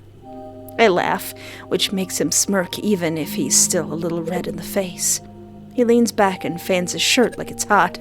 That burned all the way down my balls. Are you serious? Wanna check, baby? Yeah, he grins. Yes. Present them. I'm about to answer when he slaps a hand to his heart and sighs like he's dying. Oh, crap, Espoir. I think it's hitting my heart. Is that a thing? Am I dying? Is this the big one? Am I coming, Elizabeth? You're fine, Lane. I'm not fine. I'm a delicate guy. Then maybe don't make dumb dares, genius. He looks at me with an expression that's too serious to be real. I'm gonna need mouth to mouth. No. Come on, babe. Could help regulate my pulse. He winks at me, and I can't help smiling. God, he's such an idiot. But, man, if he isn't entertaining. I will keep rubbing your back, Pookie. He wheezes again, spits a swear under his breath, then mutters, Fluff! That hit harder than my ex when she found out I was flirting with her sister.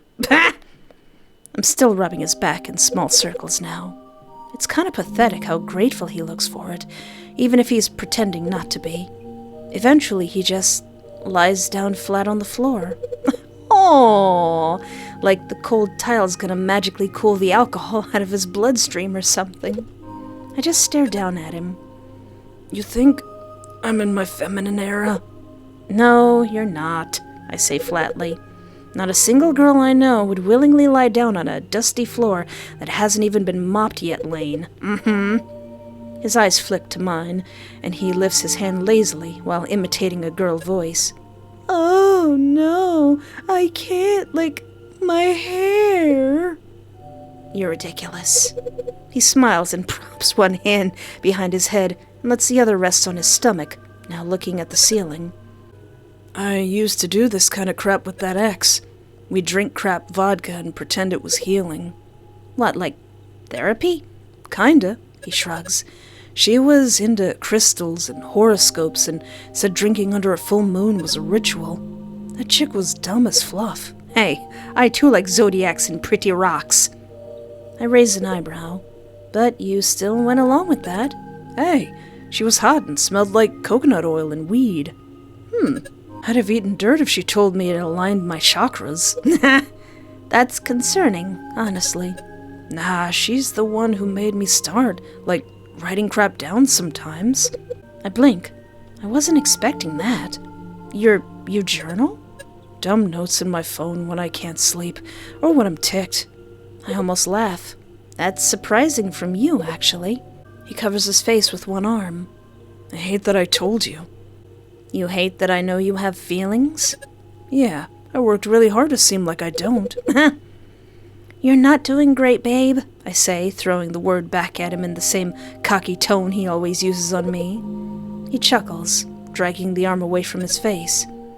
But I still think horoscopes are bullcrap. Except for Scorpios. Scorpios are terrifying. I agree, and I agree. I think zodiacs are cool. Horoscopes, how dare you tell me how my day's going to go? You don't know me. And Scorpios are scary. I roll my eyes. Let me guess. She was a Scorpio. Yes. I shake my head, and we sit in silence for a few more minutes, him still sprawled on the floor like a dramatic little kid. I think there's more to him, and he knows it too. He just doesn't trust people enough to show it too often. All right, Lane groans, standing up. He brushes crumbs off his jeans and passes a hand through his hair. Time to let the woman do the hard labor. Excuse me? You're stronger, smarter, and you don't cry after one shot. You've earned this shift. You're such a butthole. I know. The stockroom's door swings shut behind him. I let out a deep sigh and tuck the bottle under the counter. Fix my name tag, smooth out my shirt, and I squeeze some alcohol disinfectant and rub it onto my hands. Lane's probably going to spend the next 4 hours sitting on boxes and scrolling on his phone. Guess I'm doing all the work again. There's a pause in the conversation, and for a moment it's just the sound of my rag moving in slow circles. Lane leans against the edge beside me, watching me for a second. Then he shifts a little closer. You missed a spot, he says, pointing at it with his chin. I did not. You did. Before I can argue, I feel his fingers brush against my cheek. He gently tucks a strand of hair behind my ear, and unfortunately, it does make it easier to see the spot I missed. I scrub at it quickly, hoping he doesn't notice the way my face is starting to turn a little red. You're pretty. I stop, mid-wipe, because... What did he just... Sir? I blink, staring straight ahead at the lighter display. My heart kicks once. He never says stuff like that seriously, but right now he sounded dead serious. I start to turn towards him, maybe too fast, maybe hoping for an answer in his expression, but he cuts me off with a smirk and a hand on my arm. I don't know why, but it's a relief to realize he's only joking. Easy, baby, he murmurs. Still slippery. I just cleaned the floor, remember? I cleaned the floor. I start to answer, but the second I move, my foot suddenly slides out from under me. Ah! My heel skids across the wet tile. I fear myself about to fall just as the rag slips from my grasp and drops to the floor. Merde! But I don't hit the ground. Did you catch me dramatically, Lane? Lane's arms catch me midair, one around my back and the other gripping my waist tight. I end up halfway dipped back over his arm like we're in some cheesy romantic comedy. Lane blinks down at me. His mouth twitches like he's trying not to laugh. I told you. My heart is thudding. I mean, what the heck? I'm still holding onto his shirt with both hands like an idiot. His arms are solid around me, and being this close, I can catch the faint warmth of his skin and the subtle scent of him. There's a mix between Axe deodorant and whatever detergent Ronnie Joe uses, but there's something else too. Lane. I bite back a smile. Let me guess, I mutter, trying not to sound breathless. You do this to every girl who slips on the floor. His breath brushes against my cheek when he laughs quietly. Nah. I stare at him. He stares back, and because he can't help himself, he adds, only the pretty ones.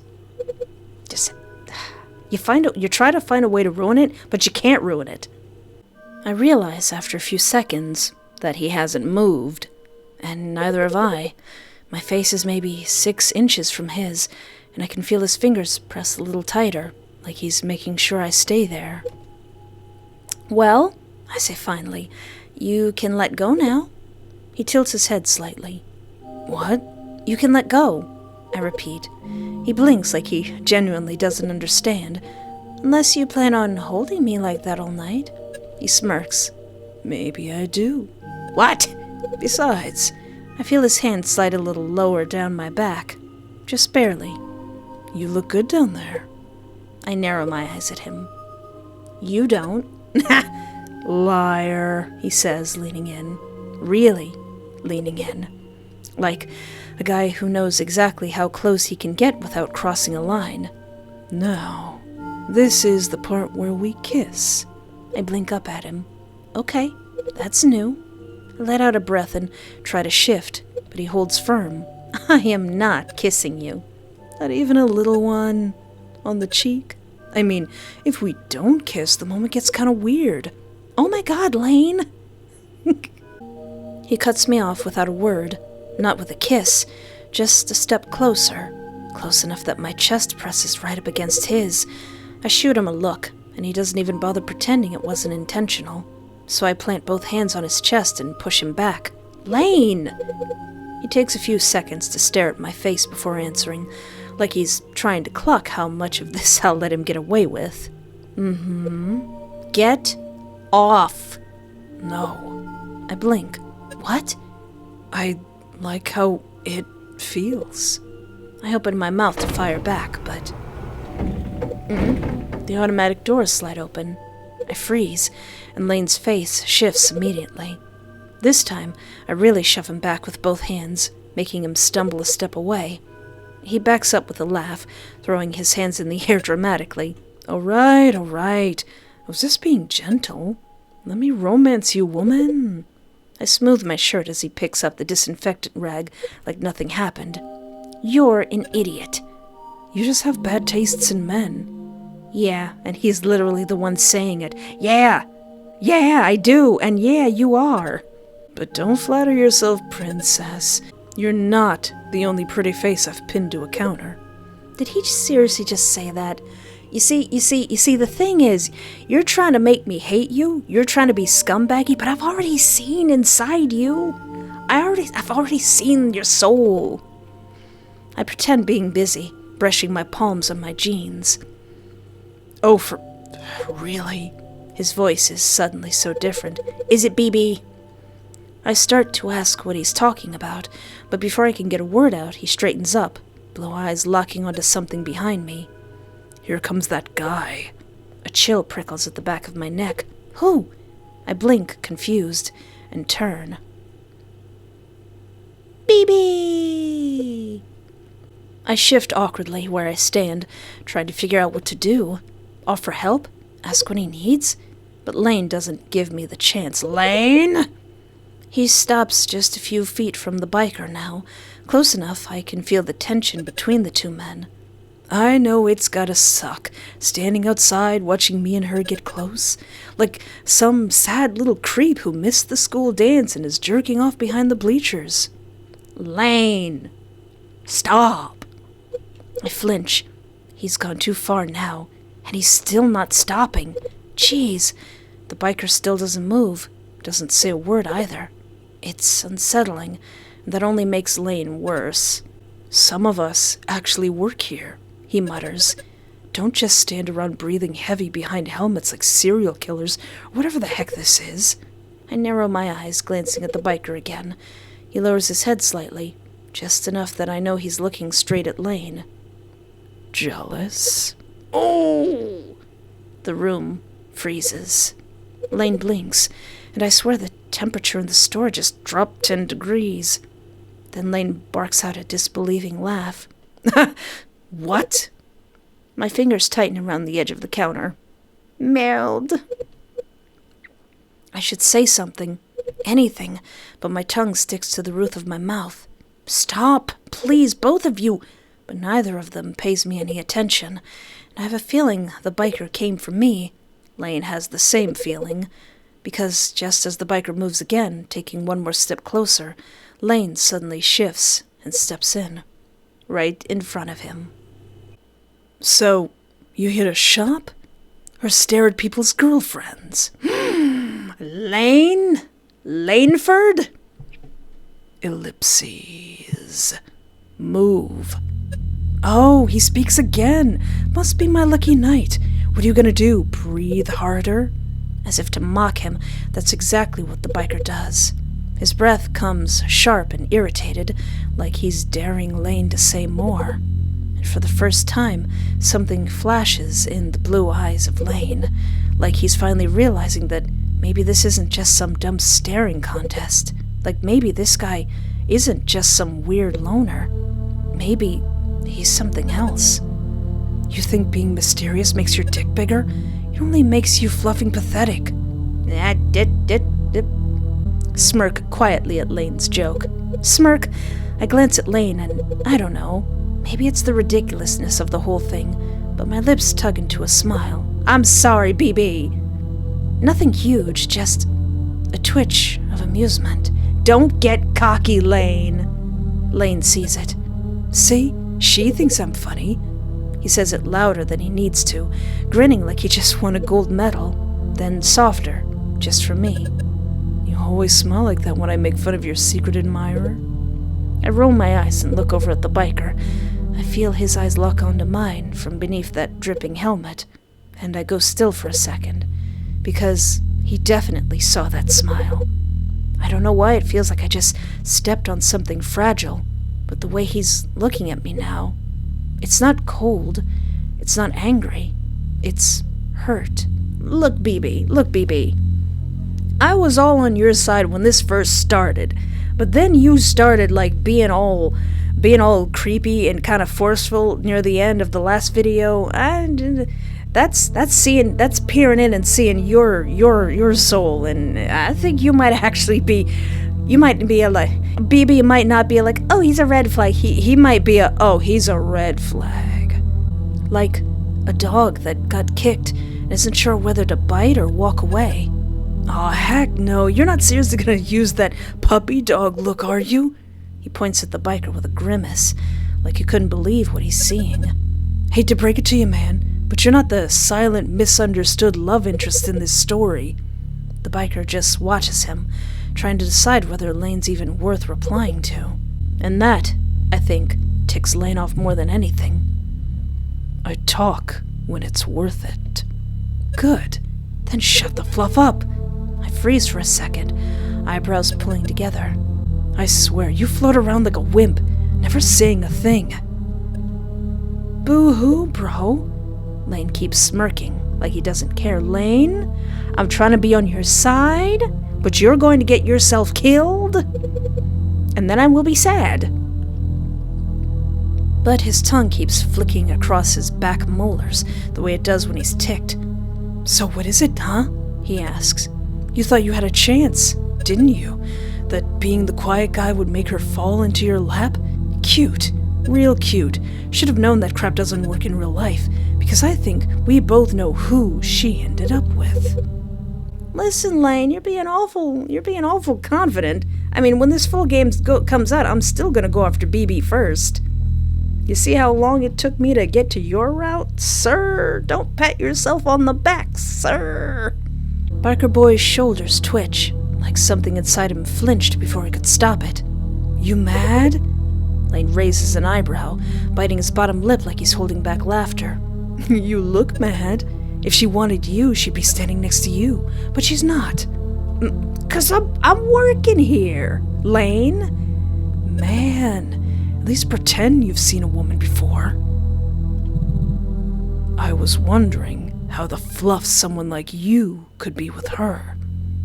What's all this be with nonsense? We're just flirting at this point. I haven't made anything definite. Will you two please listen to me?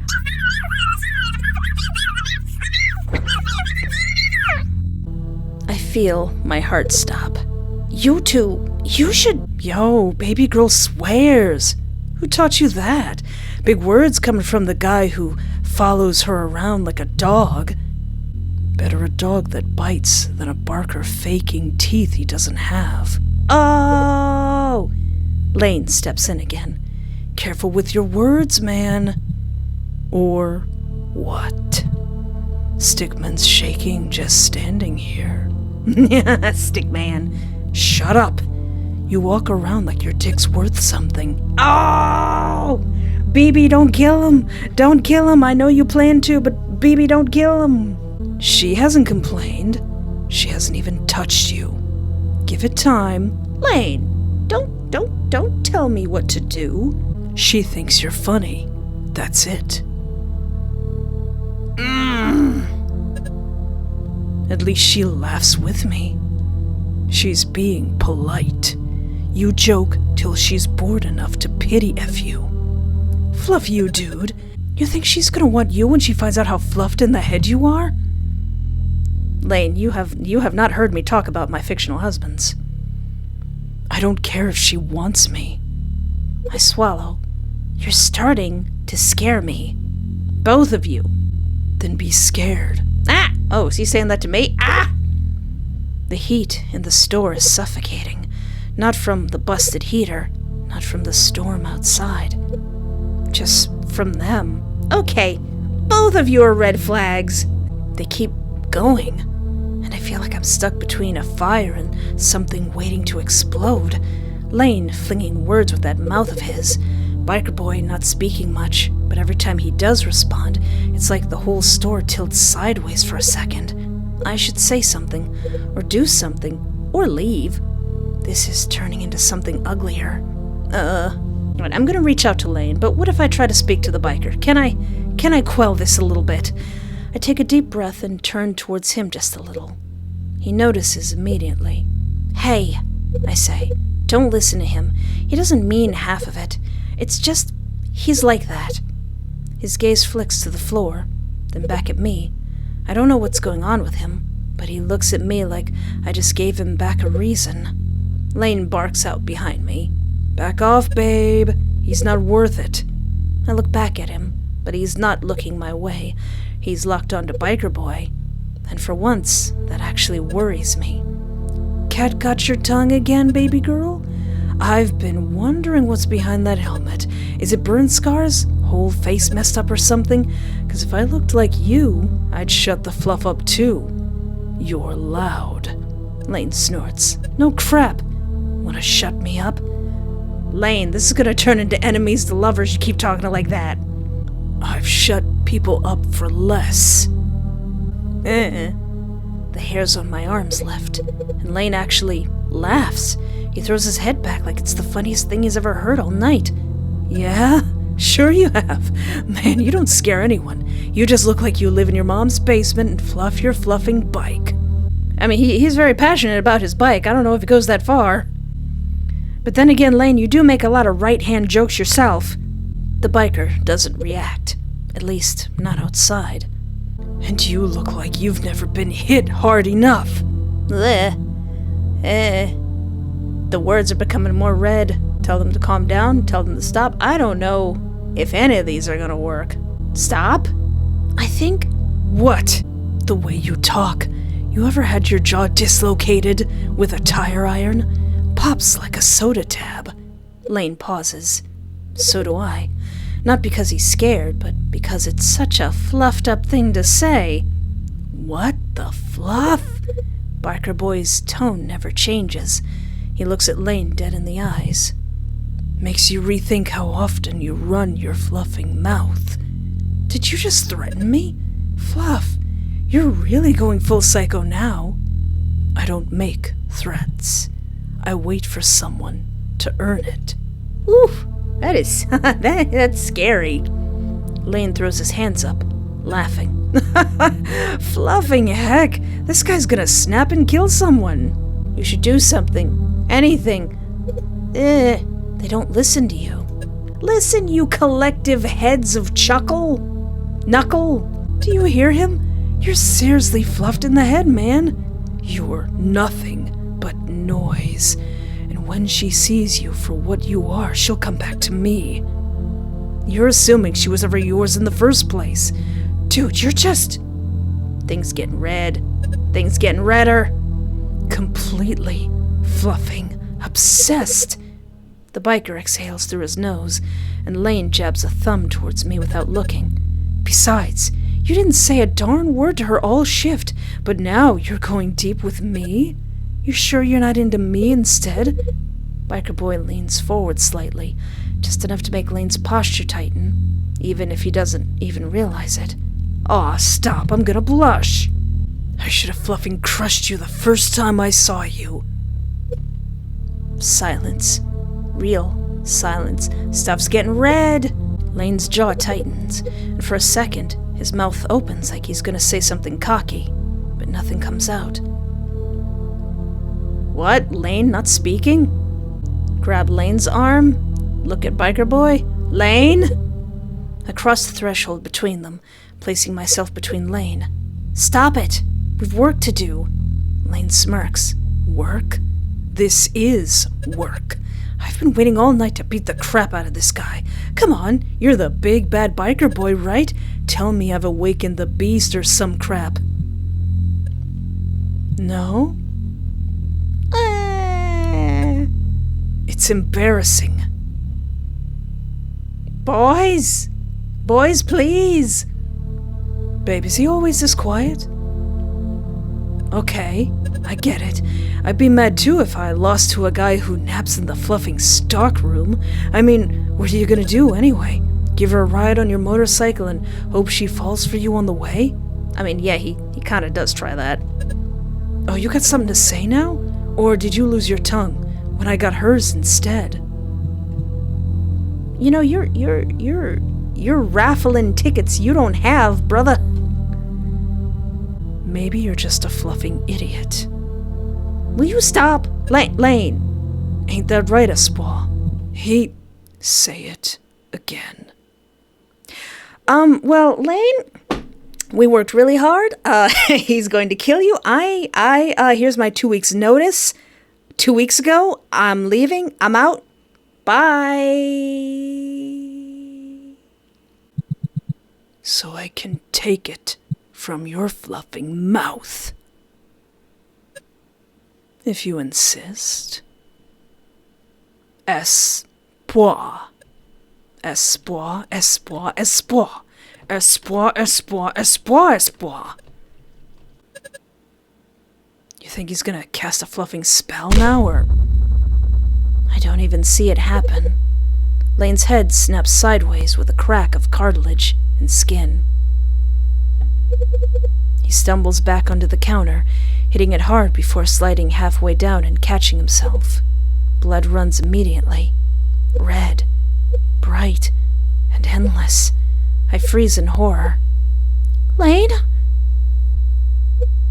He doesn't answer, just brings a hand to his face, checks the damage like he's not sure if it really happened. Lane, in what universe did you expect to F around and not find out? Holy fluff, he breathes. It's the first time I've heard him sound genuinely shocked.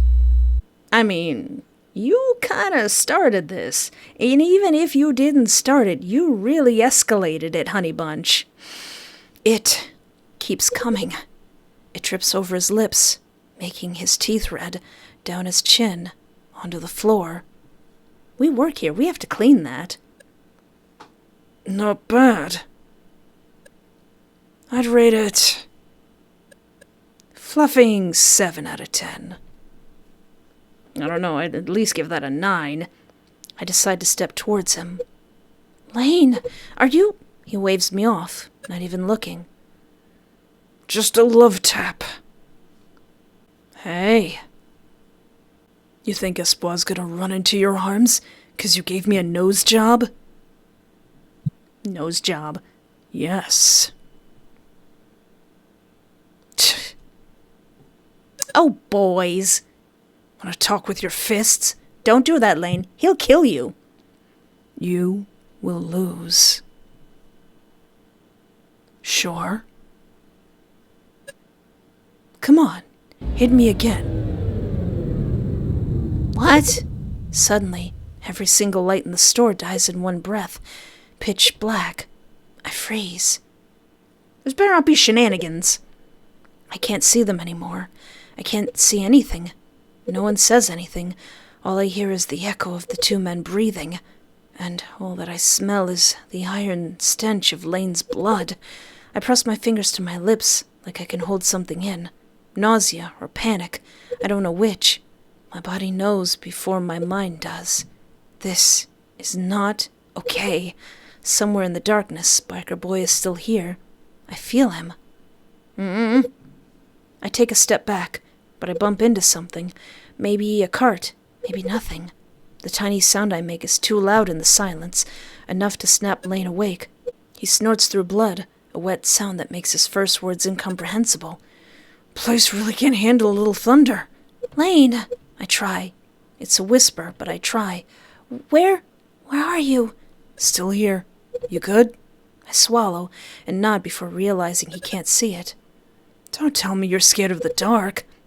I hear him chuckle as I slowly sit down on the floor. Bit ironic, isn't it? I don't answer, because I can't. The truth is, I'm not scared of the dark. I'm scared of what I saw before the lights went out. The color I can never forget. I squeeze my eyes shut. But a bright white light hits the ceiling before I can. Lane just turned on a phone flashlight, starting to swing the light around lazily. Man, that's better. The shadows shift. I see his silhouette now, one hand holding the phone, the other dragging across his face. He points the flashlight towards me. It blinds me, so he quickly pulls it away. Crap, my bad. I must look awful. I press the heel of my hand to my chest. I can't even look at him. Man, you're not, freaking out right now, are you?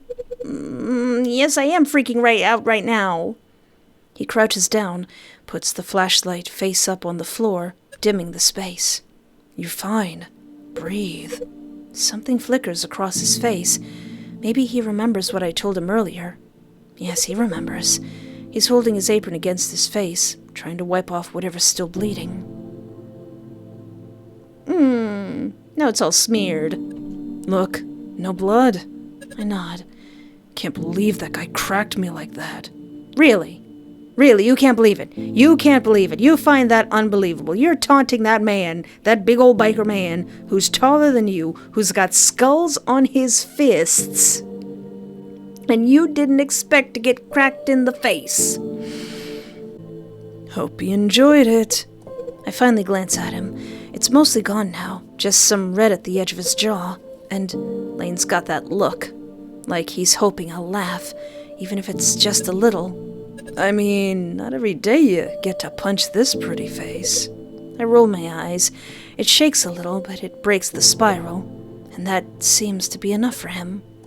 Oh, there she is. He gently nudges my leg with his foot. You done fainting? 'Cause I'll catch you, but I'm dropping you right after. Super funny, Lane. He leans his head back and lets out a long breath, like he's been waiting forever just to hear me speak. Crap. Should have asked you to hold my hand. A laugh slips out of me. My heart is kicking hard, but now the worst of it's behind me. Romantic. Told you I'm good for something. We stand up and I glance around. The room is still dark, lit only by the little circle of white coming from Lane's phone in his hand. But there's something missing. Where did he go? I ask. Lane turns his head, then sweeps the flashlight slowly across the aisles. They're all empty. Guess he left. He points the light towards the automatic doors. Weird, though. He was 2 seconds away from killing me. Now he tilts the beam up towards the ceiling and lets it hang there for a moment. Maybe he ran out of social battery. Or maybe he realized you weren't going to pick him. So sad. Lane winces slightly as the light catches the bruise forming. I don't think I'm okay, to be honest. I can't feel my nose. His face is mostly in shadow, but I catch the shine on his lips. He really did get punched hard. Yeah, it's ugly. Crap. He wipes under his nose again with the edge of his sleeve. Guess I'll stick to the stockroom, so I don't scare the customers. Lane. Kidding, pretty. Help him look after himself. I point right at his face. Let me see. No, it's fine. You said you can't feel your nose. It's not fine. It's fine. Lane. No way you're touching it. Let me see. I say it as I step closer. What? Hold on, woman. It's internal bleeding now. No need to make it worse. You're a man or what? Yes, you sexist queen. But it hurts. My nose is literally split in half. It's not. Feels like it. I sigh and put my hands on my hips. Lane, I repeat. He groans, pained, then finally leans towards me. As soon as my fingers reach his jaw, he jerks slightly and lets out a sharp hiss. Careful! I ignore him and tilt his face towards the light from his phone. The bridge of his nose is swollen and bruised, already starting to color. Remove your nose piercing. No! Your nose is swollen. What if it gets infected? Take it out. Oh my God, Lane! You don't need a girlfriend, you need a live-in mom. Don't be a kid. No, I suffered for this thing. It's part of me now. I laugh. I honestly didn't expect him to be this childish about a little pain. Not too little, but still. I touch it again. He winces again. I swear if you yank on it... I won't. Promise. You're such an idiot. Sit down. I am sitting. I walk off towards aisle 2. Get this boy some ice. The first aid shelf is there. I reach for a small bandage and white box, rip the cardboard open and grab what I need. Technically, that's stealing from the store, but Lane needs help, and hey, if we don't have our own medical kit in the store, that's an OSHA violation. I guess I'll deal with Ronnie Joe's passive-aggressive post-it note later. When I come back, Lane's still sitting there like a dog in trouble. He glances at the wipe like it's a scalpel. That's the one that stings? Yes. Do we have to? Yes. He exhales through his mouth. Okay, go. Just make it quick. You're acting like I'm amputating your arm or something. I just think you're aggressive. Stay still. I am Fluff! I barely dab it, and he jerks like I just finished what Biker Boy didn't. His eyes water. I almost laugh. Meld. Okay. I just keep going, more gently this time. Good boy, I mutter. Wow, I think I'm feeling way better now. I don't deserve this much attention. No, you really don't. I crouch a little to check the swelling again.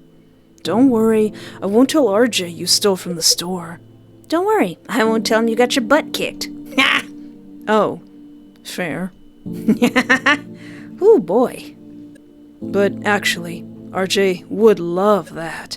Free publicity, I roll my eyes and toss the wipe into the trash bin.